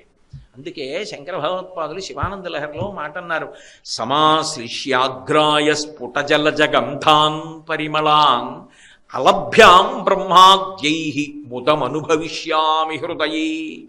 ఇది బాహ్యంలో డబ్బుకి అధికారానికి లభించే ఆనందము కాదు, బ్రహ్మాదులకు లభించినటువంటి ఆనందమును నేను హృదయమునందు అనుభవిస్తున్నానన్నారు. అంతర్ముఖ సమారాధ్య బహిర్ముఖ సుదుర్లభ. ఆ మనసు అక్కడ ఉంటే, ఆ మనసు అక్కడ ఉండడం అంటే ఏంటి? ఊపిరిని ఎంత మెల్లగా అంటే ప్రయత్నపూర్వకంగా ఉండదు అక్కడ. మొదట్లోనే ఊపిరిని అలా నియంత్రిస్తారు ప్రాణాయామం చేసి, ఆ తర్వాత ఉపాసనలో అలా నిలబడిపోయాడు అనుకోండి. అలా నిలబడిపోయినప్పుడు ఊపిరి తనంత తానుగా నియంత్రింపబడిపోతుంది. అప్పుడు ఇక మీ ప్రయత్నం ఉండదు. మీ ప్రయత్నం లేకుండా చాలా మెల్లగా ఊపిరి తీసి ఊపిరి విడిచిపెడతాడు. ఊపిరి చాలా వేగాన్ని ఎప్పుడు అందుకుంటుంది అంటే అహిత శత్రు కోపానికి లోనైనప్పుడు చాలా వేగాన్ని అందుకుంటుంది. అందుకే ఎక్కువ ఊపిరిలు తీసి వదిలేస్తాడు కోపంలో, ఆయువు క్షీణిస్తుంది. అంతకన్నా ఎక్కువ ఊపిరిలు కామోపభోగమునందు తీస్తాడు. అందుకే హితశత్రు. ఓ కోరిక తీర్చుకుంటున్నాడు అనుకోండి, అప్పుడు నిజానికి ఎక్కువ సార్లు ఊపిరి తీసి వదిలేస్తాడు. అందుకే క్రోధము కన్నా కామమునందు ఎక్కువ పోతుంది. అప్పుడు ఉద్వేగం. ధ్యానమునందు నిశ్శబ్దం, ప్రశాంతత. అందుకని రాజన్మత్తమరాళమందగమనాం. ఏమిటి శంకరాచార్యులు వారి ప్రతిపాదన? ఆవిడ మెల్లగా నడుస్తుంది. ఆవిడ మెల్లగా నడవడం నీకు కనపడాలంటే నువ్వు మెల్లగా ఊపిరి తీసి ఉపాసన చెయ్యాలి. అది చెప్పక చెప్పిన విషయం, ఇది పైకి చెప్పిన విషయం. అలా ఉపాసన చెయ్యని నాడు, అలా నువ్వు ప్రయత్నమును చెయ్యని నాడు, మనుష్య జన్మ ఎత్తి ఉపాసనా సిద్ధిని పొందలేకపోతే దాని వలన ఏం ఉపయోగం ఉంటుంది? అందుకని ఉపచారములను చేసేటప్పుడు ఆ ఉపచారముల వెనక ఉండేటటువంటి భావమేమి అన్నదాన్ని పట్టుకుంటారు. అది పట్టుకోవడం అన్నది మనసుకు వచ్చిందనుకోండి, వాడు సాధించేస్తాడు. కనకదాసు గారని ఓ మహానుభావుడు ఉండేవాడు. ఆయన గురువుగారి దగ్గరికి వెళ్ళి విసిగించాడు, నాకు మంత్రం ఇవ్వండి, నాకు మంత్రం ఇవ్వండి. ఆ గురువు గారికి వీడు ఏ మంత్రం ఇస్తే ఉచ్చరించగలడని కోపం వచ్చి దున్నపోతు మంత్రం చెప్పించరా అన్నారు. గురువుగారు చెప్పారు, ఆయనకి అంతే నమ్మకం. ఆయన వెళ్ళి దున్నపోతు దున్నపోతు దున్నపోతు దున్నపోతు దున్నపోతు అని మొదలెట్టాడు. దున్నపోతునే ఆయన ధ్యానం చేస్తున్నాడు. మా గురువుగారు చెప్పారు అన్నాడు. అంతే. దేవుడి దున్నపోతు దున్నపోతని జపం చేసేస్తున్నాడు. ఇంతగా దృష్టి నిలబడిపోయింది. ఎవరెళ్ళాలని అడిగారు. అడిగితే అంత గొప్ప దున్నపోతు లోకంలో ఉన్నది యమధర్మరాజు గారి వాహనం, అదే వెళ్ళాలన్నారు. అదొక్కటి ఎందుకు ఎడుతుంది? అలా వెళ్ళదు. అది వచ్చిందంటే దాంతోపాటు ఆయన రావాలి. కాబట్టి వచ్చారు, ప్రత్యక్షం అయ్యారు. ఏం కావాలన్నారు. నాకెందుకు, నాకేం అక్కర్లేదన్నాడు. మరి ఎందుకు నువ్వు ధ్యానం చేసావు అన్నాడు. మా గురువుగారు చెప్పారు అన్నాడు. దేవతలు కనపడితే ఏమీ ఇవ్వకుండా వెళ్ళకూడదు, నీకేం కావాలో అడుగు చేసి పెడతామన్నారు. ఆయన అన్నాడు, నాకైతే ఏం అక్కర్లేదు, మా గురువుగారికి ఏమైనా కావాలేమో అడుగొస్తాను, ఇలా నించోండి అన్నాడు. అని వెళ్ళి గురువుగారిని అడిగాడు. గురువుగారు ఏం చేయమంటారు? దున్నపోతు మంత్రం చెప్పారు కదా, మంత్రం చేశానండి, యమధర్మరాజు గారు దున్నపోతుతో వచ్చాడు, ఏం చేయనన్నాడు. తెల్లబోయారు గురువుగారు. రే, నాకు సిద్ధించలేదురా, ఈ ధ్యానం నాకు కుదరలా. మధుసూదన సరస్వతి ఈ జీవితంలో కూడా ఇది జరిగింది. నాకు సిద్ధించలేదు, నీకు సిద్ధించింది. ఒరే, నీ పేరు మీద లోకంలో ఎప్పటికీ కీర్తి నిలబడిపోవాలంటే అదిగో ఆ తూము కడ్డంగా పెద్ద బండరాయి పడిపోయింది. ఆ దున్నపోతుని తాడు కట్టి అది లాగే పక్కన పారేయమనరా, కాలువ ప్రవహిస్తుందన్నారు. అంటే ఆయన వెళ్ళి, మా గురువుగారు ఈ తూము కడ్డంగా పెద్ద బండరాయి పడిపోయింది, తీసేయమన్నారు నిన్నన్నారు. ఏం చేస్తుంది మరి? భక్తికి వశపడవలసిందే. దాన్ని నడ్డుకో తాడు కట్టుకుని రాయికో తాడు కట్టి అలా లాగే అవతల పారేసింది. అది యమధర్మరాజు గారి మహిషం, అది ఏం చేయలేదు కనుక లాగే అవతల పారేసింది. ఆ తూముకి కనకదాసు తూము అని పేరు వచ్చింది. మనసు నిలబడితే ఏదైనా, మనసు నిలబడనప్పుడు మిగిలినదంతా అంతే. అది పట్టుకో జీవితంలో. అది పట్టుకోనప్పుడు దాని వలన ఆ ప్రయోజనాన్ని ఏం పొందుతావు? ఎప్పుడూ ఒక చోట ఉండడం శారీరకంగా, మనసుతో వేరొక విషయాన్ని ఆలోచన చేయడం. పూజకి వెళ్ళడం కార్యాలయం గురించి ఆలోచించడం, కార్యాలయానికి వెళ్ళడం దేవాలయం గురించి ఆలోచించడం, పుస్తకం చదువుతూ ఉండడం వేరొక విషయం ఆలోచించడం. నువ్వు ఏది మాట్లాడుతున్నావో, ఏది చేస్తున్నావో దాని మీదే మనసు పెట్టు. ఎంతసేపు పెట్టావన్నది కాదు, ఎంత బాగా పెట్టావన్నది భగవంతుడి విషయంలో ప్రధానం. అది ఉపాసన, అది సిద్ధిస్తుంది అంటారు. అది చెప్పడానికి అమ్మా నువ్వు ఎక్కడ ఎగిరి తిరగడం ఆగిపోతుందో తెలుసా? ఎవడు అలా నిన్ను మనస్సులో ఉపాసన చేస్తాడో అక్కడ ఇక ఝంకారం ఉండదు, నాదం ఉండదు, భ్రమరము వాలుతుంది, తుమ్మిద వాలుతుంది. ఎందుకు వాలుతుంది అంటే హృదయ పద్మము నిండా భక్తి అన్న తేనె నిండిపోయింది. అందుకే తుమ్మిదకి వేరొక పేరుంది, సారగ్రాహి అంటారు, రసగ్రాహి. అది తేనెని లాగుతుంది. సారగ్రాహి భగవంతుడు. ఇక్కడ భక్తి అన్న తేనె ఉంది, అది ఆయనే పుచ్చుకోవాలి. అందుకని ఆవిడ బయలుదేరుతుంది. ఆవిడ ఒక్కత్తి వెళ్ళదు ఎక్కడికి, ఆవిడితే ఆయన రావాలి. అందుకని ఈవిడ తుమ్మిద రూపంలో పెడితే ఆయన శివుడు రూపంలో ఎలా వస్తాడు? ఆయన మగ తుమ్మిద రూపంలో వస్తాడు. 2 తుమ్మిదలు వస్తాయి లోపలికి, జంకారం చేస్తూ వస్తాయి. ఇక్కడున్న పద్మంలో భక్తి అన్న తేనె ఉంది, అది తాగుతూ నిశ్శబ్దంగా ఆ పద్మం మీదే వాలి సారగ్రాహి రసగ్రాహి ఆ తుమ్మిదల జంట అక్కడే ఉండిపోతాయి. అది భృంగీచ్ఛానటనోత్కట కరిమదగ్రాహీ స్ఫురన్ మాధవ హ్లాదో నాదయుతో మహాసితవపు పంచేషు నాచాధృత సత్పక్ష సుమనోవనేషు సపునః సాక్షాన్ మదీయే మనోరాజీవే భ్రమరాధిపో విహరతాం శ్రీశైలవాసీ విభు. శంకరుల శివానంద లహరి. ఆ స్థితిని చేరుకోవడానికి నీ మనసు మీద నువ్వు అధికారాన్ని సంపాదించుకో. నువ్వు చెప్పిన మాట అది వినడం నేర్చుకోవాలి. లోకములన్నీయున్ గెలిచినాడవు, ఇంద్రియానీకము చిత్తమున్ గెలువనేరవు, నిన్ను నిబద్దు చేయు భీషణ శత్రుల ఆర్ముర ప్రభిందుల చేసిన ప్రాణికోటిలో నీకు విరోధి లేడొకడు నేర్పున చూడుము ధనవేశ్వర అంటాడు ప్రహ్లాదుడు హిరణ్యకశిపుడితో. ఏమిటో అది జరిగాను, ఇది జరిగాను, అది చేశాను, ఇది చేశాను, లోకాలు గెలిచానంటావు. నీ మనసుని గెలిచావా? నువ్వు చెప్పినట్టు వింటుందా? పాదాలు చూడంటే చూస్తుందా? పాదాలు చూడంటే ఇంకో చోటుకు పోకుండా ఉంటుందా? అలా నీ మాట నీ మనసు వింటే చెప్పు, నువ్వు మహాత్ముడివి, నీ కాళ్ళ మీద పడతా. మిగిలినవంటావా? నువ్వు బాహ్యంలో ఏమన్నది నాకు అనవసరం. నరత్వం దేవత్వం నగవన మృగత్వం మశగత పశుత్వం కీటత్వం భవతు విహగత్వాది జననం సదాత్వత్ పాదాబ్జ స్మరణ పరమానందలహరి విహారాసక్తం చేద్రు దేయమిహ కింతేన వంశ. అది కొండ, ఈగ, దోమ, బల్లె, నల్లె ఇలాంటి వాటితో భగవంతుడికి సంబంధం లేదు, శరీరంతో సంబంధం లేదు. వపుష శరీరంతో ఏంటి? మనసు పెట్టావా? ఓ కొండ పెట్టింది భద్రాచలం. వామాంకస్థితి జానకీ పరిలసత్ కోదండదండంకరే చక్రం చోద్భకరేణ బాహుయుగళే శంఖం శరం దక్షిణే బిభ్రాణం జలజాతపత్రనయనం భద్రద్రిముద్రిస్థితం కేయూరాది విభూషితం రఘుపతిం సౌమిత్రియుక్తం భజే. ద్విభుజములతో ఉండి నరుడిగా ఉండవలసినటువంటి రాముడు 16 గుణములతో నరుడిగా వచ్చినటువంటి వాడు. కోన్వస్మిన్ సంప్రదం లోకే గుణవాన్ కశ్చ వీర్యవాన్ ధర్మజ్ఞశ్చ కృతజ్ఞశ్చ సత్యవాక్యో దృఢవ్రతః చారిత్రీణి చ కో యుక్తః సర్వభూతేషు కో హితః విద్వాన్ కః కస్సమర్థశ్చ కస్యైక ప్రియదర్శనః ఆత్మవాన్ కో జితక్రోధో ద్యుతిమాన్ కో నరసూయకః కస్య బిభ్యతి దేవాశ్చ జాతరోషస్య సంయుగి అని 16 గుణములతో నరుడిగా వచ్చినటువంటి వాడు చతుర్భుజుడైన విష్ణువుగా వెలిసి రాముడిగా మారాడు. 4 భుజములతో ఒక కొండ చేసింది ఉపాసన, ఒక ఏనుగు చేసింది, పాము చేసింది, సాలెపురుగు చేసింది. వాటి పేరు మీద శ్రీకాళహస్తి. ఏ వేదంబు పఠించలూత భుజగంబే శాస్త్రములు సూచతానే విద్యాభ్యాసమునర్చకరి చించే మంత్రమోహించే బోధా విద్భావ నిధానములు చదువులయ్యా కాదు, మీ పాద సంసేవాసక్తి కాకు చింతతదికిన్ శ్రీకాళహస్తీశ్వర. అస్తమానం కదిలిపోవడం మనసు లక్షణం. దాని పేరు చెప్పేటప్పటికి దీనికి వచ్చింది ఈ లక్షణం. కాబట్టి దాన్ని కదలకుండా ఉంచడం సాధన. అది కదలకుండా చెప్పిన మాట విందనుకోండి, అది ఉపాసన.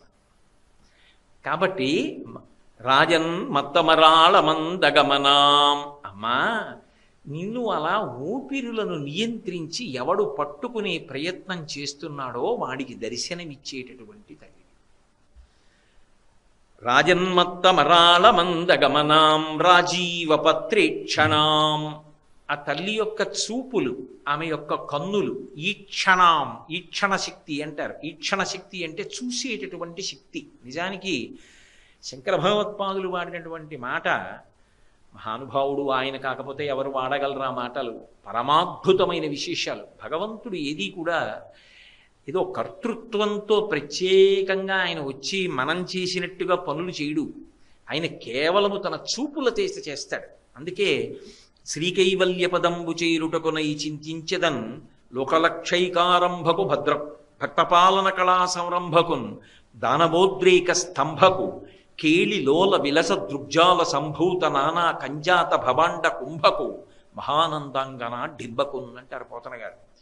కేళిలోల విలస దృగ్జాల సంభూత నానా కంజాత భవాండ కుంభకు, కేవలము తన అనుగ్రహ వీక్షణ శక్తి చేత ఆ చూపులతో ఆయన అనేక కోట్ల బ్రహ్మాండములను సృష్టించి నిర్వహించి లయం చేస్తాడు. ఆ చూపుల శక్తిని ఈక్షణ శక్తి అంటారు. అందుకే కనకధారా స్తోత్రం అంతా కూడా ఈ ఈక్షణ శక్తిని ప్రతిపాదిస్తారు. వందే వందారు మందారం ఇందిరానంద కందనం అమందానంద సందోహ బంధురం సింధురాననం అంగం హరే పులకభూషణమాశ్రయంతి భృంగంగణైవ ముకుళాభరణంతమాలం అంగీకృతాకిల విభూతిరపాంగలీలా మాంగల్యదాస్తు మమ మంగళ దేవతాయా. ఎలా అంటే, అమ్మా నువ్వు ఒక్కసారి చూడు చాలు అంటారు. దద్యాదవ దయానుపవనో ద్రవిణాంబుధార అస్మిన్న కించన విహంగ శిశవిషణ్ణే దుష్కర్మ ఘర్మమపనీయ చిరాయ దూరం నారాయణ ప్రణయిని నయనాంబువాహ. నీ చూపుల చేత ఆమె చేసిన దుష్కర్మ అన్న మేఘాన్ని తొలగగొట్టే, ఐశ్వర్యాన్ని కురిపించి విశ్వామరేంద్రపద విభ్రమదాన దక్షం ఆనందహేతురధికం రవిద్విషోపి ఈశన్ నిషీదతు మయిక్షణమీక్షణార్థ ఇందీవరోదర సహోదరమిందిరాయా ఆమీలితక్షమధిగమ్య ముదాముకుందం ఆనందకందమ నిమేషమనంగతంత్రం ఆకేకరస్థిత కనీనిక పక్ష్మనేత్రం పూజ్యై భవేన్మమ భుజంగ శయాంగనాయా. ఆమె యొక్క చూపుల చేత అనుగ్రహిస్తుంది ఈశ్వర శక్తి, ఈక్షణ శక్తి. శంకర భగవత్పాదులు అది మాట్లాడుతున్నారు. భ్రమరాంబ ఈక్షణ శక్తిని ప్రతిపాదిస్తున్నారు. అందుకే రాజన్మత్తమరాళ మందగమనాం రాజీవపత్రేక్షణాం. ఆమె కన్నులు ఎలా ఉంటాయిట, చూపు కంటిని కదా ఆశ్రయించి ఉంటుంది. ఆ కన్ను ఎంత అందంగా ఉంటుందంటే, తామర పువ్వు ఎంత అందంగా ఉంటుందో ఆమె కన్ను అంత అందంగా ఉంటుంది.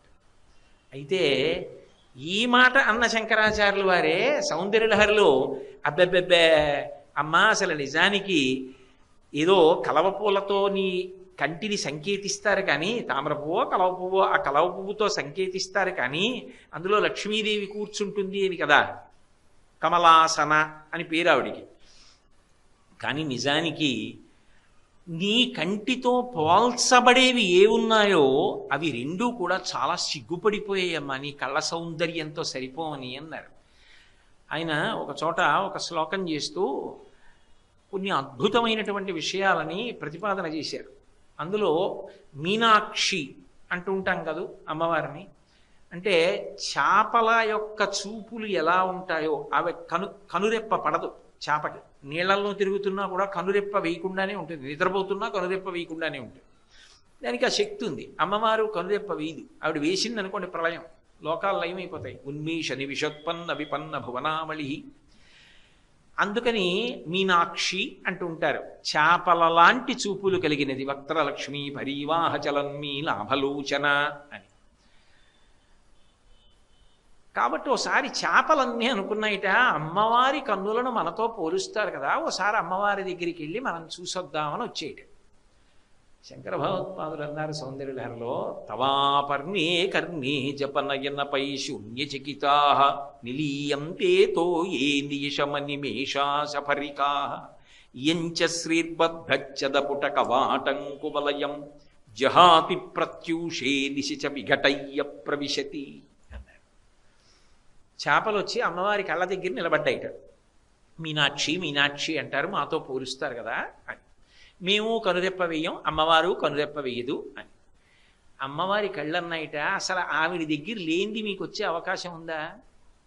అసలు మీకు కనురెప్ప వెయ్యకుండా ఉండగలిగిన శక్తిని మీ జాతిలో ఆడచాపలు మొదట అమ్మవారి కళ్ళ దగ్గర దొంగిలించి మీరు కనురెప్ప వెయ్యకుండా ఉండగలిగారు. అది ఎంత? కొంచెం. మీ ప్రాణాలెంత? మచిలీ జల్కా రాణి, జీవన్ ఉస్కా పాణి, హాత్ లగావో డర్ జాయేగి, బాహర్ నికాలో మర్ జాయేగి. నీళ్లల్లో తిరుగుతుంది చేప, ఏదో చేయి పెట్టారనుకోండి హడిలిపోతుంది, పట్టుకుని తీసి బయట పడేస్తే చచ్చిపోతుంది. కళ్ళు తెరిచుంటే మూసుంటే. కానీ అమ్మవారు అలా కాదుగా. ఆవిడ తన కన్నుల చేత సమస్త లోకాల్ని కాపాడుతూ ఉంటుంది, రక్షిస్తూ ఉంటుంది.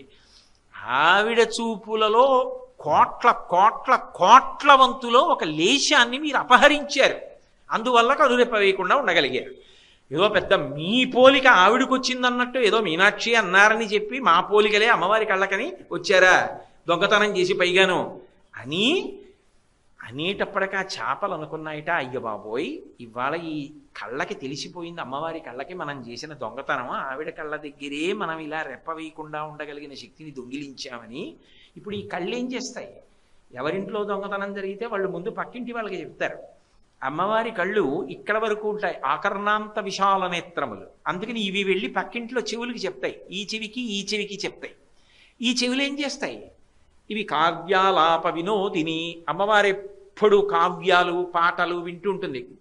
ఆమె చుట్టూ గంధర్వగానం చేస్తూ ఉంటారు. కాబట్టి ఆ గంధర్వ స్త్రీలు కవులు వీళ్ళందరూ కూర్చుంటారు. ఈ చెవులు ఏం చేస్తాయి? మీకు సంగతి తెలుసా?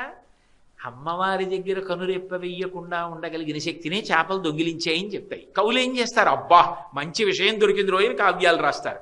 అది నాబోటిగాడు ఏం చేస్తాడు? ప్రవచనం చేస్తాడు. టీవీ ఛానల్స్ ప్రత్యక్ష ప్రసారం చేస్తాయి. మన దొంగతనం లోకం అంతా తెలిసిపోయింది, ఇక భూమి మీద ఉండడం మానేద్దామని చెప్పి అవి నీళ్లలోకి పోయి తిరుగుతున్నాయి. అమ్మ అసలు రహస్యం చేపలు నీళ్లలో ఎందుకున్నాయంటే నీ కళ్ళ దగ్గర చేసిన దొంగతనం బయటకు వచ్చిందన్న. కలవ పువ్వులు ఎందుకు వెళ్ళిపోయి అంటే కలవ పువ్వుతో అమ్మవారి కన్నులను పోలుస్తారు. అవి వచ్చేటో రోజున ఏదో అవి రాత్రి వికసిస్తాయి, పగలైతే ముడుచుకుంటాయి. పద్మం అయితే పగలు వికసిస్తుంది, రాత్రి అయితే ముడుచుకుంటుంది. ఏదో రాత్రిళ్ళు వికసిస్తాం, పగలైతే ముడుచుకుపోతాం. మాకు అమ్మవారి కళ్ళకి పోలిక. ఆ కళ్ళు ఎంత అందంగా ఉన్నాయి. ఆ కళ్ళతో ఆవిడ ఏ శక్తి అయినా ఇచ్చేస్తుంది. అందుకే మెళ్ళో వేసుకున్న దండ వేరు, భగవంతుడి పాదముల మీద వేసిన పువ్వు నాకు మనవడవుతుంది. భగవతి పాదముల మీద వేసిన పువ్వు నా మనవరాలవుతుంది. భగవతి పాదముల మీద వేసిన పువ్వు నాకు మోక్షం అవుతుంది. భగవతి పాదముల మీద వేసిన పువ్వు నా వారందరికీ రక్షణ కల్పిస్తుంది. పువ్వు ఎక్కడ పెట్టిన పువ్వుగా ఉంటుంది, కానీ అమ్మవారి పాదముల మీద పెట్టి భక్తితో పెట్టిన పువ్వు నాకు మనవడవుతుంది. ఆ పువ్వే మనవడిగా వస్తుంది, ఆవిడ అనుగ్రహం అవుతుంది. ఆ పువ్వే నా ఆయుర్దాయం అవుతుంది. ఆ పువ్వే నా ఐశ్వర్యం అవుతుంది. ఆ పువ్వే నాకు చివరికి మోక్షం అవుతుంది. ఆవిడ పాదములకు తగిన పువ్వుకి విలువ వేరు. ఏదో ఆవిడ కళ్ళని మాతో పోల్చారని తగుదునమ్మా అని మేము వచ్చేమిటి అని సిగ్గుపడిపోయి అప్పటి నుంచి అవన్నీ మళ్ళీ వెనక్కి వెళ్ళిపోయాయి చెరువులోకి. అందరూ వచ్చి అడుగుతారు కదా, మీరు వెళ్ళారు కదా అమ్మవారి కళ్ళతో మిమ్మల్ని పోల్చారని, ఏమంది అమ్మవారు, ఎలా ఉన్నాయి అంటారు కదా. ఏమని చెప్పుకుంటాయి? అసలు ఆవిడ కళ్ళకి మాకు పోలికేమిటి, ఏదో అన్నారు కదా అని బయలుదేరాం అని చెప్పి సిగ్గుపడిపోయి అందరూ వచ్చి అడుగుతారేమోనని పగలు అయ్యేటప్పటికిట సూర్యోదయం అయ్యేటప్పటికో ముడుచుకుపోయి ఇంటికి తాళాలు వేసుకెళ్ళిపోతున్నాయి. చీకటి పడిపోయిన తర్వాత చంద్రుడు వస్తాడు కదా, అప్పుడు అందరూ ఎవరి మానాన్ని వాళ్ళు పడుకుంటారు, ఇంకా వచ్చి అడిగేవాడు ఉండడు కదా అని అప్పుడు వచ్చి తలుపులు తెరుచుకొని లోపలికి ఎడుతున్నాయి. అందుకని అమ్మ కలవ పువ్వు రాత్రి వికసిస్తుంది, పొద్దున్నే ముడుచుకుంటుంది అన్నాడు. ఇంతకీ రాజీవపత్రేక్షణాం, ఆ కన్నులు విశాలమైనటువంటి కన్నులు, ఆ దృష్టి అంత పవిత్రమైనటువంటి దృష్టి. అందుకే మనకి ఇప్పటికీ బదరీ క్షేత్రంలో బదరీ విశాల్ అంటుంటారు, జై జై బదరీ విశాల్ అంటారు. బదరీ క్షేత్రానికి అంత గొప్పతనం రావడానికి కారణం ఏమిటంటే అమ్మవారి యొక్క దృష్టిలోని వైశాల్య శక్తి కేంద్రీకృతమైంది అక్కడ. నేను చెప్పట్లేదు, శంకర భగవత్పాదులు సౌందర్యలహరి చేస్తూ విశాల కళ్యాణి స్ఫుటరుచిరయోధ్యా కువలయై కృపాధారాధారా కిమపి మధురా భోగవతిక అవంతి సృష్టిస్తే బహునగర విస్తార విజయ ధ్రువం తత్తన్నామ వ్యవహరణ యోగ్యా విజయతే అన్నారు. విశాల అమ్మవారి కన్నులకు ఉన్నటువంటి వైశాల్యం ఉన్నదే, ఆమె లోకాన్నంతటినీ చూస్తుంటుంది. మొన్న మనవి చేశా కదా, దృశాద్రఘీయస్యాదరదలిత నీలోత్మల రుచా. ఈ బ్రహ్మాండములు ఎంతవరకు ఉన్నాయో అంతకన్నా ఎక్కువ దూరం చూసుకుంటూ ఉంటుంది తన బిడ్డలందరినీ. అంత విశాలమైన దృష్టి. ఆ దృష్టి శక్తి, ఈక్షణ శక్తి కేంద్రీకృతమైన చోట బదరి బదరి అన్న క్షేత్రం వచ్చింది. ఆమె దృష్టిపాతము చేత క్షేత్రములు వచ్చాయి. అవి వరుసగా ఎలా వచ్చాయో చెప్తూ ఆ క్షేత్రాలు విశాలా కళ్యాణి స్ఫుటరయోధ్యా కువలయై కృపా ధారా ధారా కిమపి మధురా భోగవతిక. సరే, ఇప్పుడు ఆ శ్లోకం అంతా ఎక్కడ చెప్పగలను నేను? అలా క్షేత్రములు ఎలా వచ్చాయో శంకర భగవత్పాదులు ప్రతిపాదన చేశారు. విశాలమైన నేత్రములు కలిగిన తల్లి. అయితే మనమైతే ఏం చేస్తాం? చూస్తాం. ఎంతవరకు చూస్తాం? కొంతవరకు చూసింది స్పష్టంగా కనపడుతుంది. బాగా దూరంగా ఉన్నదాన్ని చూశాననుకోండి, స్పష్టత ఉండదు. బాగా దూరంగా ఉన్నది తెలియదు కూడా. చాలా దూరంలో ఉన్నది అది ఏమిటి అన్నది స్పష్టంగా తెలియదు. అందుకే జ్యోతిషము భగవంతుని యొక్క నేత్రస్థానము అంటారు. కన్నులతో చూస్తాం. విరాట్ పురుషుడికి జ్యోతిష శాస్త్రం నేత్రస్థానంలో ఉంటుంది. అందుకే ఎప్పుడో జరగబోయే విషయాన్ని లెక్క కట్టి పట్టుకుంటుంది ఆ శాస్త్రం, చూడగలుగుతుంది. అమ్మవారి దృష్టికి ఉన్న గొప్పతనం ఏమిటో తెలుసా?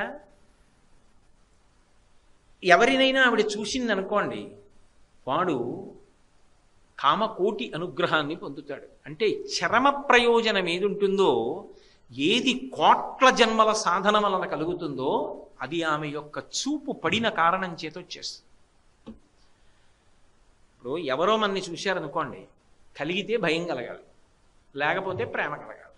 ఎంత ప్రేమగా చూస్తున్నారో అని అనిపించాలి. మనం చూసామనుకోండి, ప్రేమతోనన్నా చూడాలి, కామంతోనన్నా చూడాలి. రెండు ఇంచుమించుగా ఒకటే. అంటే నా ఉద్దేశ్యం అన్ని వేళలా తుచ్చమైనటువంటి విషయాన్ని ప్రతిపాదన కాదు. కామము అంటే కోరిక, మళ్ళీ మళ్ళీ చూడటం అనేటటువంటిది ఎందుకు చూడాలి అంటే కేవలం ఏదో బాహ్య అందమని కాదు. అబ్బా, నేను ప్రతిరోజు ధ్యానంలో ఏ కామాక్షి పరదేవతని చూస్తూ ఉంటానో ఆ కామాక్షి పరదేవతలా ఉంది ఆవిడ అని మళ్ళీ మళ్ళీ చూడొచ్చు. అందుకని అన్ని వేళలా అది దోషభూయిష్టమని ప్రతిపాదించడానికి వీల్లేదు. నేను పవిత్రమైనటువంటి దృష్టికోణంతో ప్రతిపాదన చేస్తున్నాను. లేదా కోపంతో చూడవచ్చు. మనం చూడడం వల్ల అవతల వారికి బహుధా ప్రయోజనము సిద్ధిస్తుందని చెప్పడం చాలా కష్టం. కానీ అమ్మవారు ఒకసారి చూసిందనుకోండి, ఇక వాడు పొందేటటువంటి శక్తిని చెప్పడం ఎవరికీ సాధ్యం కాదు. మూకశంకరులు కామాక్షి పరదేవతానుగ్రహంతో మూకపంచశతి చేశారు. అందులో ఆర్యాశతకము అని ఒక శతకం చేస్తూ అమ్మవారి చూపు గొప్పతనం చెప్పారు. చెప్తూ ఆయన ఒక మాట అన్నారు, అసలు శ్రీ కామాక్షి కటాక్షితా పురుషా విపినం భవనం అమిత్రమిత్రం లోష్టంచ యువతి బింబోష్టం అన్నారు. శ్రీ కామాక్షి కటాక్షితా పురుషా, ఎవరైతే అమ్మవారి చూపు పడినవాడు ఉంటాడో, ఎవరి మీద పడుతుంది? ఎవడు ఆ భక్తితో ఉన్నాడో వాడి వంక చూస్తుంది ఆవిడ. ఆవిడ చూసిందనుకోండి ఒక్కసారి, వాడు ఏమవుతాడంటేట విపినం భవనం, అరణ్యము భవనము ఒకటే వాడికి. అంటే భవనము సంసారమునకు సంకేతము, వైరాగ్యమునకు అరణ్యము సంకేతము. ఇక్కడున్నా అక్కడున్నా ఒక్కలాగే ఉంటాడు. తావరాకు మీద నీటి బొట్టు. నిజానికి ఏదో సంసారంలో ఉన్నాడని ఆయన ఏం సంసారిగాడు. ఆయన అక్కడున్నా ఇక్కడున్నా ఒకటే, అలాగే ఉంటాడు. విపినం భవనం అమిత్రమిత్రం, ఆయనకి మిత్రుడు శత్రువు అని ఇద్దరు ఉండరు. ఆయన యందు శత్రుభావన పెట్టుకున్న వాళ్ళు ఉంటారేమో, ఆయన శత్రుభావన పెట్టుకుని ఉండడు. అమిత్రమిత్రం లోష్టంచ యువతి బింబోష్టం. ఓ రాతి బెడ్డకి యువతి యొక్క అధరానికి ఆయనకి భేదమేమీ కనపడదు, రెండూ ఒకటే. ఇది ఎవరి భావనలు? ఈ సమత్వం ఎక్కడ ఉంటుంది? శివుడి దగ్గర ఉంటుంది. వృషద్విచిత్రతల్పయో భుజంగముక్తికస్రజో గరిష్టరత్నలుష్టయో సుహృద్విపక్షపక్షయో తృణారవింద చక్షుషో ప్రజామహీ మహేంద్రయో సమప్రవర్తయన్ మనః కదా సదాశివం భజే. అంటే శివుడిగా చేసేస్తుంది. ఎలా? ఒక్క చూపుతో. ఆవిడ కానీ ఒక్కసారి చూసిందనుకోండి అంతే. శ్రీ కామాక్షి కటాక్షితా పురుషా. ఆవిడేదో ప్రయత్నపూర్వకంగా ఇలా పెట్టి వెతికి వెతికి చూడక్కర్లేదుట. ఓసారి ఇలా అంటే చాలు, అంతే. అంత శక్తి వస్తుంది. అసలు అలా ఆవిడ చూసిందో ఆ శక్తిని లెక్క కట్టడం ఎవరికి సాధ్యం కాదు కూడా. అందుకే సౌందర్యలహరిలో ఆ చూపు గురించి ఇంకో శ్లోకం చెప్పారు ఆయన. తను పౌష్పం మౌర్వీ మధుకరమయీ పంచవిశిఖ వసంతు సామంతో మలయమరుదాయోధనరథ తదాప్యేకం సర్వం కిమపి కృపయా హిమగిరిసుతే కామపి కృపాం అపాంగత్తే లబ్ధ్వా జగదిదమనంగో విజయతే అన్నారు. ఆ తల్లి మన్మధుణ్ణి ఒక్కసారి ఇలా చూసింది ప్రేమతో. ఎందుకు చూసింది అంటే రతీదేవి బాధపడింది. ఆ మన్మధుడు కాలిపోయాడు శివుడి యొక్క 3వ కంటి మంటకి అని. రతీదేవి మీదున్న ప్రేమతో ఒక్కసారి మన్మధుని యొక్క బూది కుప్ప వంక ఇలా చూసింది. మరి వాళ్ళ ఆయన కాలి చేసి ఆవిడ శరీరం ఇచ్చేస్తే బాగుంటుందా? అందుకని ఇవ్వలేదు. అనంగో శరీరం ఇవ్వలేదు. కానీ నీకు కనపడతాళ్లే మీ ఆయన బతుకుంటాడని చాలుగా. రతీదేవి కనపడితే చాలు, శరీరం లేదు. ధను పౌష్పం ఆయనకి చేతిలో పట్టుకున్న ధనస్సేమో పువ్వులతో చేసింది. మధుకరమయీ వెనకాతల వింటినారి తుమ్మెదలతో చేసింది. ఎక్కడైనా ముందు పువ్వులుండి వెనకాతల తుమ్మెదలన్నింటినీ ఓ వరుసక్రమంలో నించోడంటే నించుంటాయా? అవి వెళ్ళిపోవు, పువ్వుల మీద పడిపోవు. ఒకవేళ ఏదో నించున్నాయి అనుకోండి. బాణం ప్రయోగించేటప్పుడు ఎంత స్థితిస్థాపక శక్తి ఉన్న వింటినారిని ఆకర్ణాంతం లాగి వదిలిపెడతారో అంత బాగా పెడుతుంది. ఆ లాగి వదిలిపెట్టడం ప్రావీణ్యం. మండిత విస్ఫులింగ విషమజ్వలితానల కీలలు అబ్జ గర్భాండము నిండ రామ వసుధాదిపుడేశుడు వజ్ర సాధనా ఖండిత పంక్తి కంఠ కణకంఠ పురాంతక శైలచాలనుద్దండ బలప్రచండ పురదండ విఖండన చండకాండముల్ అంటాడు భాస్కర రామాయణంలో. అలా ఆ బాణములను ఆకర్ణాంతం వింటినారికి లాగి వదిలిపెడతాడు రాముడు. మన్మధుడి యొక్క ధనస్సుకి ఉన్నది పువ్వులతో చేసిన ధనస్సు, వెనక తుమ్మెదలతో వింటినారి. దానికి బాణం పెట్టి లాగితే 2 తుమ్మెదల మధ్య నుంచి బయటకు వస్తుంది. ఎలా లాగుతారు? ఆ ధనస్సు పనికిరాదు. మధుకరమయీ పంచవిశిఖ 5 పువ్వుల బాణాలు. వసంతు సామంతో చైత్ర వైశాఖ మాసాల్లో మాత్రమే ఉంటుంది వసంత ఋతువు. అటువంటి వాడు స్నేహితుడు. మలయమరుదాయోధన రథ మలయ పర్వతం నుంచి వచ్చేటటువంటి గంధపు చెట్ల మీద గాలి ఆయనకి రథం. అది మనం చెప్పిన చోట ఉండదు. చూడండి, ఎక్కడో పెద్దగా పాటలు వేశారనుకోండి, గాలికి వస్తే ఇటు వస్తుంది, లేదా అటు పోతుంది. మనకి ఇష్టమైన పాట అనుకోండి, పల్లవి వినపడుతుంది, చరణం వినపడదు, అది ఎటు పోతుంది గాలికి. మళ్ళీ గాలి వస్తే ఇటు వస్తుంది, అంతే. అలా మలయమరుదాయోధన రథ శత్రువు ఇటుంటే రథం అటుపోతుంది. ఇంకేమి యుద్ధం చేస్తాడు ఆయన? పోని బాణాలంటే 5 పువ్వుల బాణాలు. వసంతు సామంతో మలయమరుదాయోధన రథ తథాప్యేక సర్వం హిమగిరిసుతే కామపి కృపాం. అయితేనే బాబోయ్, ఈ సంసారం మేము పడలేకపోతున్నామని విడిచిపెట్టి వైరాగ్యంతో గొప్ప తపస్సు చేసి పరమేశ్వరుని యొక్క పాదార వింద దర్శనం చెయ్యాలని ముక్కు మూసుకొని తపస్సు చేసుకోవడానికి హిమాలయ పర్వతానికి వెళ్ళి కూర్చున్నటువంటి యోగి మీద కూడా మన్మధుడి యొక్క బాణం పడింది అంటే తపస్సు భ్రష్టం అయిపోతుంది. ఇంత శక్తి వచ్చిందా లేదా? మన్మధుడికి ఇంత పెద్ద సృష్టి చక్రం తిప్పేస్తున్నాడా లేదా? ఎక్కడి నుంచి వచ్చిందమ్మా? ఒక్కటి పనికొచ్చే సాధనం లేదు అంటే అపాంగత్తే లబ్ధ్వా. ఆ తల్లోసారి ఇలా చూసిందంటే పొట్టి చూ. నిన్న చెప్పానుగా, మాహాత్మ్యసేవధిరసౌ తవ దుర్విలంఘ్య సంసార వింధ్యగిరికుంఠన కేళిచుంచు ధైర్యాంబుధిం పశుపతేశ్చులకీకరోతి కామాక్షి వీక్షణ విజృంభణ కుంభజన్మ అంటారు మూకశంకరుడు. ఆవిడ యొక్క కటాక్షం, కడగంటి చూపు ఇలా చూసిందా చాలు. ఏదో ప్రయత్నపూర్వకంగా ఇలా అడ్డుపెట్టి వితుక్కు ఆవిడ చూడక్కర్లా. కాబట్టి అమ్మా, శ్రీ కామాక్షీ కటాక్షితా పురుషా విపినం భవనం అమిత్రమిత్రం లోష్టంచ యువతి బింబోష్టం శివ శివ పశ్యంతి సమం. శివ శివ, ఎంత ఆశ్చర్యం! అన్నీ సమానంగానే ఉన్నాయి వాడికి. ఇది చూసి పొంగిపోవడం, అది చూసి కృంగిపోవడం వాడికి లేవు. ఒక్కసారి ఆవిడ చూస్తే ఆ శక్తి వచ్చేస్తుంది. అంటే ఆమె కన్నుల యొక్క ఈక్షణ శక్తి అంత గొప్పది. ఒకసారి ఆవిడ చూపు పడింది, ఆవిడ ఏమి ఇవ్వలేదు ఇంకా కామకోటి. ఆవిడ ఏమైనా ఇవ్వగలదు. కోరికలకి హద్దు, నీకేం కావాలి చెప్పంటారు. అంత గొప్ప తల్లి. అసలు అడగక్కర్లేకుండా అనుగ్రహించేస్తుంది. చంద్రశేఖరేంద్ర సరస్వతి మహాస్వామి వారంటే 68వ పీఠాధిపత్యంలో వచ్చినటువంటి నడిచే దేవుడిని పేరుగాంచిన వారే కాదు, అంతకు ముందు కూడా ఉన్నాయి ఆ పేర్లతో. 66వ పీఠాధిపతులు అనుకుంటే ఆయనకు కూడా ఉంది ఆ పేరు. ఆయన మీదకి ఒకసారి ప్రతిపక్షం వాళ్ళు వాదన చేయడానికి వచ్చారు. ఆయన అన్నారు, పీఠానికి వెళ్ళి భోజనం చేసి రండి వాదిద్దరు, కానీ ముందు అన్నం తినండి అన్నారు. వాళ్ళు అన్నం తిని వచ్చేసి కూర్చున్నారు. వాదన మొదలు పెడదామా అన్నారు. మొదలు పెట్టండి అన్నారు. మొదలు పెట్టండి, మీరు ఏమంటారో ముందు మొదలు పెట్టండి అన్నారు. వాళ్ళు ఏదో మొదలు పెడదాం అనుకున్నారు. వాళ్ళకి ఏమీ వాళ్ళకి అసలు ఒక్క ఆలోచన రావట్లేదు. వాళ్ళు చూశారు, ఆయన ఒళ్ళో ఓ పిల్ల కూర్చుంది. కన్యాపూజన సుప్రసన్న హృదయాం కాంచీల సన్మధ్యమాం. ఆవిడ ఎప్పుడెప్పుడు అనుగ్రహించాలనుకుంటే అప్పుడప్పుడు చిన్నపిల్ల రూపంలో వస్తుంది, కన్యకామణి రూపంలో. పట్టుకోవడం నీ వంతు ఉపాసన. పట్టుకోలేక వదిలేసుకుంటే వదిలేసుకున్నాం. వస్తుంది భ్రమరాంబ అని శంకరాచార్యులు వారు చెప్తుంటే నువ్వు వెతుక్కోవద్దు, ఓ పని చేసేటప్పుడు అక్కడ ఉందా లేదా వెతుక్కోవద్దు జాగ్రత్తగా. కాబట్టి ఆ తల్లి ఆయన ఒళ్ళో కూర్చునుంది, కూర్చుని నవ్వుతోంది. ఆ నవ్వుల యొక్క కాంతులలో ఆ ప్రతిపక్షం వాళ్ళకి, మాట్లాడదాం అనుకున్న వాళ్ళకి ఏమీ గుర్తు రావట్లేదు. మాట్లాడండి అన్నారు స్వామివారు. అంటే వాళ్ళు అన్నారు మీ ఒళ్ళో పిల్లని దింపేయండి అన్నారు. అంటే ఆయన అన్నారు నేను సన్యాసిని, నా ఒళ్ళో పిల్ల ఎందుకు ఉంటుంది అన్నారు. కాదు మీ ఒళ్ళో ఏదో పిల్ల ఉంది, ఆ పిల్ల నవ్వుతోంది, మాకేం గుర్తు రావట్లేదు అన్నారు. మీకు ఇంకా అర్థం కాలేదా అన్నారు. లేచి నిలబడి సాష్టాంగపడ్డారు. కామాక్షి పరదేవత ఒళ్ళో కూర్చునుంది, మీతో నా వాదన క్షమించండి. ఆ తల్లి ఏమి ఇవ్వలేదు, కామకోటి. ఆమె ఏమైనా ఇవ్వగలదు. సమస్త బ్రహ్మాండములను సృష్టించి నిర్వహించగలిగిన తల్లి భక్తుడికి ఏది ఇవ్వలేదు, ఏదైనా ఇవ్వగలిగినటువంటి తల్లి. అందుకే రాజీవపత్రేక్షణం, కేవలము చూపులతో ఇచ్చేస్తుంది ఆవిడ. అది కూడా హేళ. ఆవిడ ఏం చేసినా అంత నవ్వుతూ చేస్తుంది, అది గొప్ప. మీకు ఎన్నో పర్యాయములు నేను చెప్పా. అభిరామ భట్టు అమావాస్య నాడు పౌర్ణమన్నాడు ధ్యానంలో ఉండి. మహారాజు శరభోజీ రాత్రి వేళ వచ్చి ఏది చూపించన్నాడు. అభిరామి అంతాది శ్లోకం దేంతో పూర్తవుతుందో దాంతోనే మొదలుపెట్టాలి.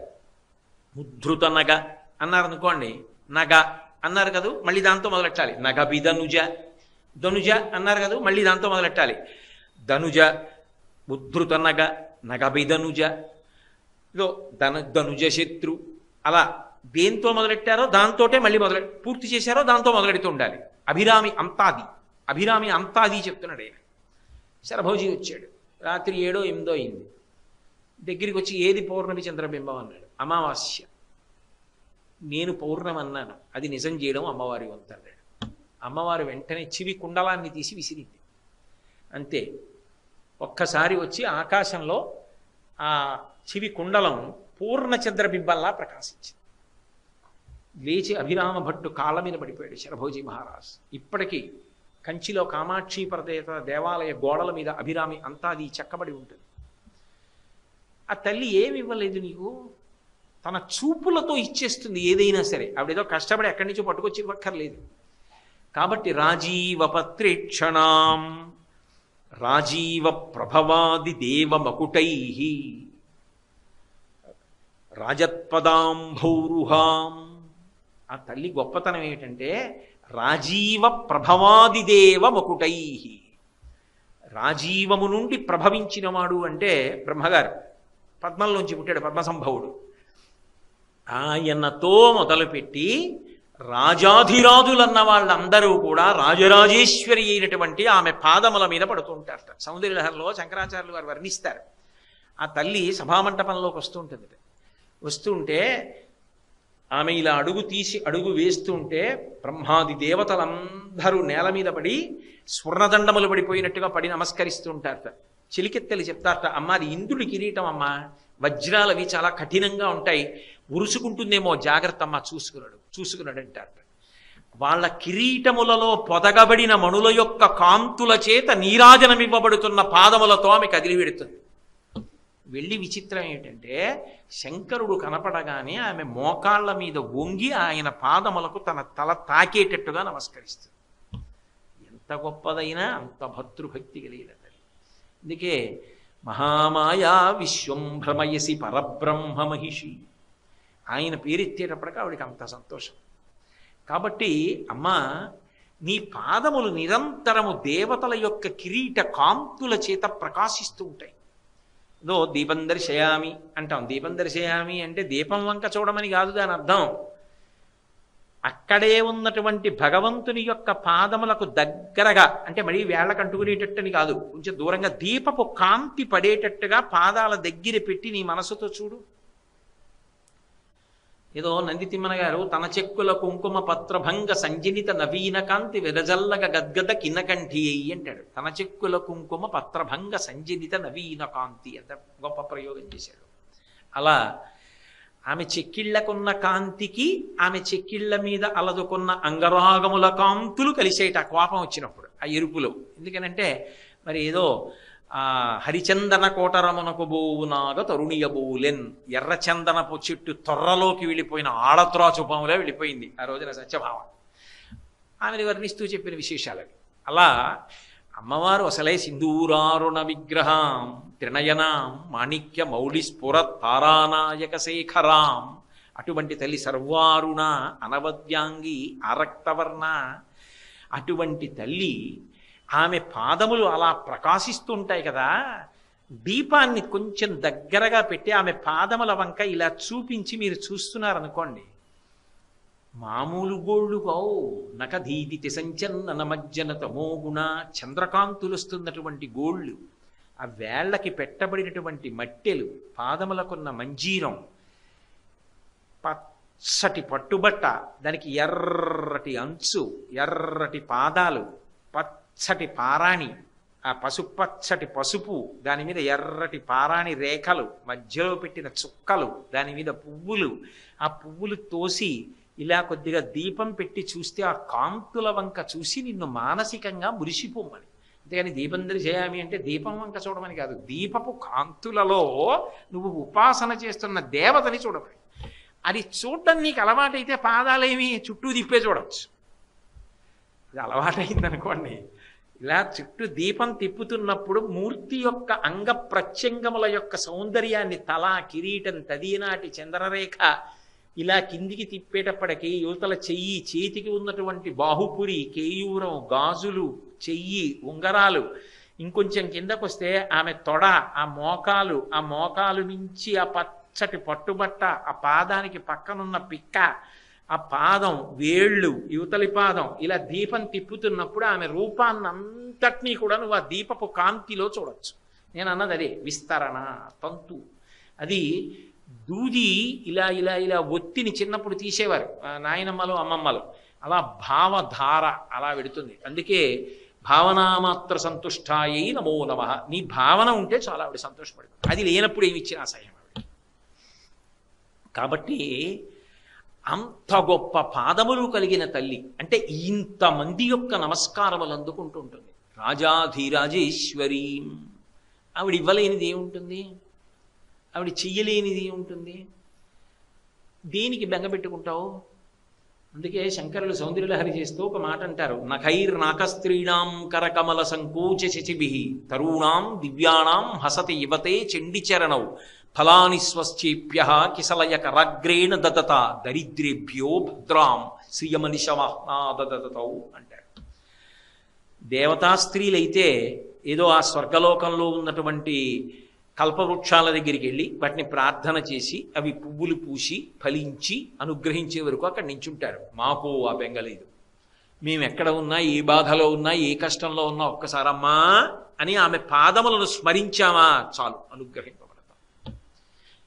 అనుగ్రహించగలిగినటువంటి తల్లి. ఆమెని భక్తితో స్మరించినంత మాత్రాన అనుగ్రహిస్తుంది. ఆవిడికి ఏదో పేరు పెట్టి పిలవక్కర్లా అమ్మా.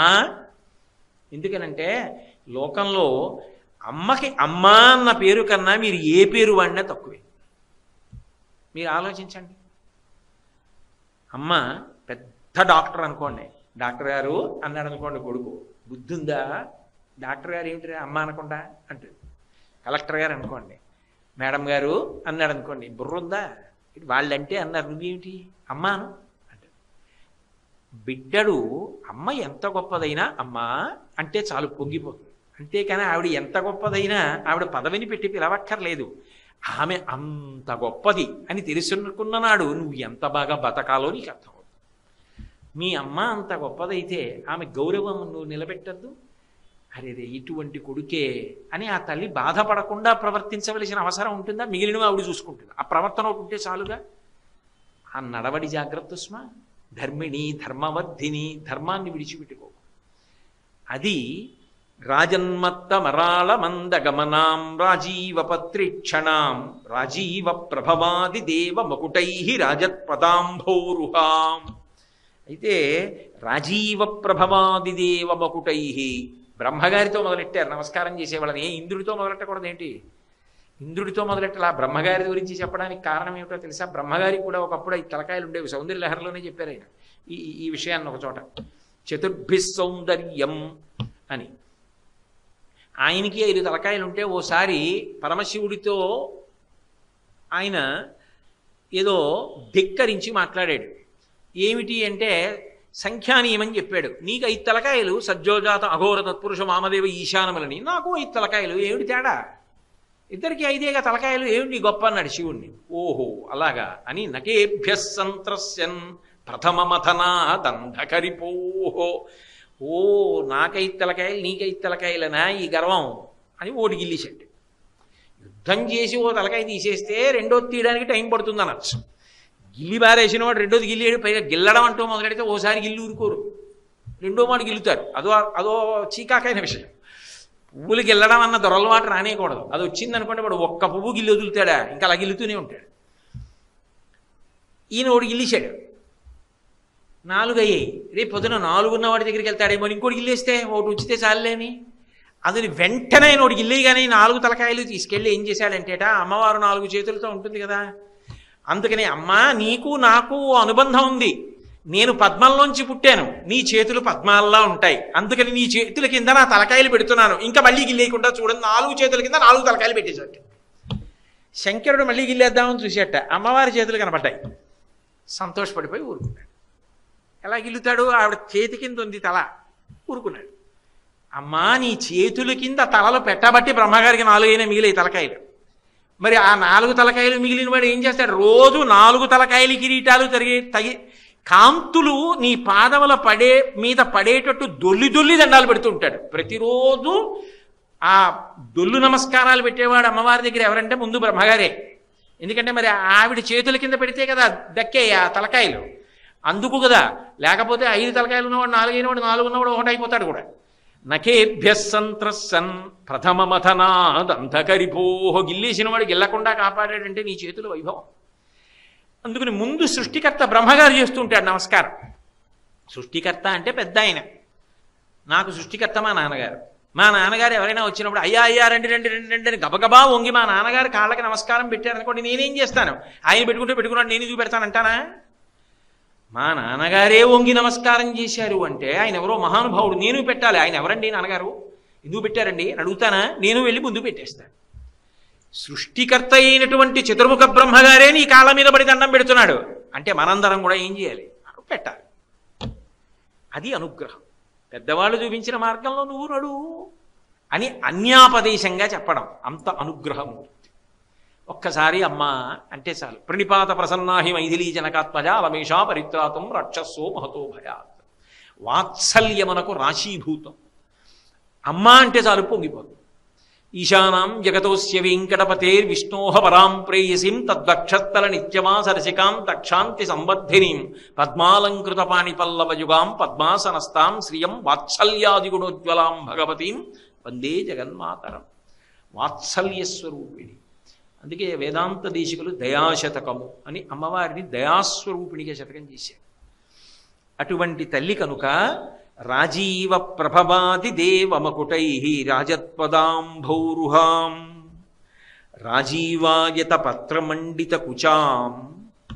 ఆమె యొక్క స్తనముల మీద తామర పువ్వుల యొక్క పెద్ద పెద్ద రేకులు అలంకరింపబడి ఉంటాయి. అది అక్కడ వరకు చాలు, దాని మీద వ్యాఖ్యానం అక్కర్లేదు. రాజాధిరాజేశ్వరీ. ఆ తల్లి రాజాధిరాజేశ్వరి. మహారాజులు చక్రవర్తులు ఎవరైనా సరే ఆమె అనుగ్రహము చేత మాత్రమే ఆ పదవిని పొందారు. ఆమె అనుగ్రహము కాని పక్కకి వెళ్ళిపోయిందా ఇక నిలబడ్డానికి అవకాశం లేదు. అంత గొప్ప ఈక్షణ శక్తి, అనుగ్రహించగలిగినటువంటి శక్తి కలిగినటువంటి ఓ అమ్మా, ఇటువంటి తల్లివి, ఇంత గొప్ప తల్లివి, కోరి నువ్వు శ్రీశైల పర్వతం మీద కూర్చున్నావు. ఏం అదృష్టం అమ్మా! ఇటువంటి నిన్ను చూడాలన్న ఉత్సాహం నాకుండదా? రాజాధిరాజేశ్వరివి కదా. విచిత్రం ఏంటంటే శ్రీశైల క్షేత్రంలోనే రాజరాజేశ్వరుడు అన్న పేరుతో శివుడు ఉన్నాడు.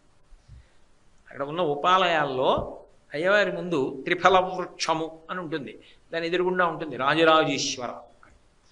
రాజరాజేశ్వరి ఆవిడే. రాజరాజేశ్వరి అంటే ఎంత గొప్ప చక్రవర్తులు కానివ్వండి వాళ్ళకి కూడా ఈశ్వరి ఆమెయే.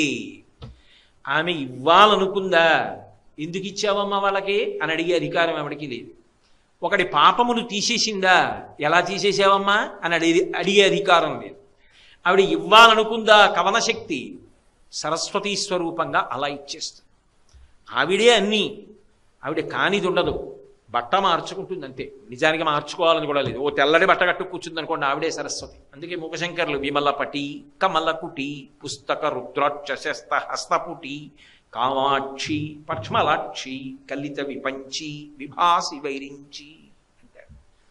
విరించి భార్య, వైరించి సరస్వతీ స్వరూపంగా గొప్ప అనుగ్రహాన్ని, అటువంటి వాగ్ధాటిని శరజ్యోత్సన శుద్ధాం శశియుత జటాజూటమకుటాం వరత్రా సత్రాన స్ఫటిక గుటికా పుస్తకరాం సకృన్నత్వా నత్వా కథమివ సతాం సన్నిధదతే మధుక్షీరద్రాక్షా మధురి మధురీణాః పణితయః. ఏదో మాట్లాడడం అంటే ఉబుసుపోని ప్రసంగం కాదు. మధుక్షీరద్రాక్ష, మధు అంటే తేనె. వేడి చేస్తే చలవ చేస్తుంది, చలవ చేస్తే వేడి చేస్తుంది. ఆఖరికి ఆ తేనెకి అమ్మమ్మకి కూడా గొప్ప అనుబంధం. ఎందుకని అంటే ఆడపిల్ల పురుటికి వచ్చినప్పుడు మొట్టమొదటి తల్లి దగ్గరికి కదువు వస్తుంది.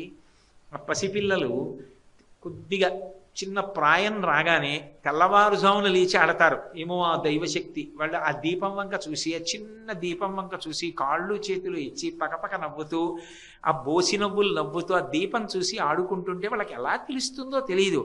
అమ్మమ్మ తేనె పెట్టే సమయం అయింది, తెల్లవారుతోంది, అమ్మమ్మ తేనె పెడుతుందని. అమ్మమ్మ చెయ్యి కడుక్కుని వచ్చి ఆ తేనె సీసాలో వేలు ముంచి ఇలా నోట్లో రాసేటప్పటికి దాన్ని చప్పరించి ఇంకా పెట్టి అన్నట్టుగా అమ్మమ్మ వంక చూస్తారు. కొంచెం నోరు వచ్చింది అనుకోండి, ఏదో పెద్ద విప్లవం చేస్తారంటే అమ్మమ్మ తేనె, అమ్మమ్మ తేనె అంటూ వచ్చి నించుంటారు అంటింటి ముందు. ఇంతమంది యోగుల్ని చూసిన తల్లి ఎదురుగుండా ఉన్నారు. ఆవిడ ఎంతమంది పసిపిల్లల్ని చూశారో, ఎంతమందికి కురుళ్ళు పోశారో మహాతల్లి. కామాక్షి పరదేవత అలా అనుగ్రహించి వచ్చారు. కాబట్టి ఆ తల్లి తేనె పసిపిల్లల దగ్గర నుంచి అనారోగ్యంగా ఉన్నవాడు కూడా తేనె తీసుకుంటాడు. దురదృష్టం మధుమేహం ఉంటేనే, లేకపోతే ఆ తేనె పుచ్చుకుంటారు. కాబట్టి ఆ తేనె ఏమి ఇవ్వదు. సరస్వతీదేవి అనుగ్రహానికి తేనె నైవేద్యం చేస్తారు. అమ్మవారికి అభిషేకం చేసే పదార్థాలలో అత్యంత శక్తివంతమైన పదార్థాలలో తేనె ఒకటి. తేనెతో అభిషేకం సుబ్రహ్మణ్యుడి విషయంలోనూ అమ్మవారి విషయంలోనూ అంత శక్తివంతం. తేనె ఎంత తీయగా ఉంటుందో అటువంటి మాటలు ఇస్తుంది. తేనె ఏదో తీయగా ఉండడమే కాదు, గొప్ప శక్తిని ఇస్తుంది, రోగములను హరిస్తుంది. మధు, క్షీర, పాలు పసిపిల్లల దగ్గర నుంచి అన్నీ వదిలిపెట్టేసినటువంటి సన్యాసాశ్రమంలో ఉన్న పెద్దల వరకు తీసుకుంటారు. అది సమీకృత ఆహారం. అది జంతు శరీరం నుంచి వచ్చిన అపారమైనటువంటి సత్వగుణాన్ని ఇస్తుంది. పాలు ఎంత సమీకృత ఆహారమో అవతలవాడి మాటలు అంత దార్శనికములై నిలబడతాయి. అటువంటి మాటలు చెప్పగలిగిన శక్తినిస్తుంది, అటువంటి ధారణాశక్తినిస్తుంది. ద్రాక్ష లోకంలో ఒలిచిపెట్టమ్మా తింటానన్నారు. ద్రాక్ష పండు ఎవరు? అరటిపండు అయినా ఓపిక లేదమ్మా కొంచెం ఒలిచి తెచ్చిపెడదు అంటారేమో కానీ ద్రాక్ష పండు ఒలిచి తెచ్చిపెట్టమంటారా? అందరూ. అందున మంచి వేసవి కాలంలో చల్లగా ఉన్న ద్రాక్ష పళ్ళు కడిగి ఓ గిన్నెలో వేసి తెచ్చిపెట్టారనుకోండి, నోట్లో పడేసుకొని నువ్వు పళ్ళు కూడా ఉండక్కర్లేదు. అయ్యో శక్తి ఎక్కడ ఉందనడానికి అదేమైనా చెగోడిలే. పళ్ళ మధ్య పెట్టి నొక్కినా, పళ్ళు లేకపోతే నాలుక పెట్టి పైదవడకేసి నొక్కినా అవి చిట్లి ఆ తీయటి రసం వచ్చి శరీరాన్ని పోషించినప్పుడు పొందే ఆనందం. మధు క్షీర ద్రాక్ష మధురి మధురీణాః పణితయః అటువంటి వాక్కులు ఇస్తుంది శంకర భగవత్పాదుల వాక్కులు.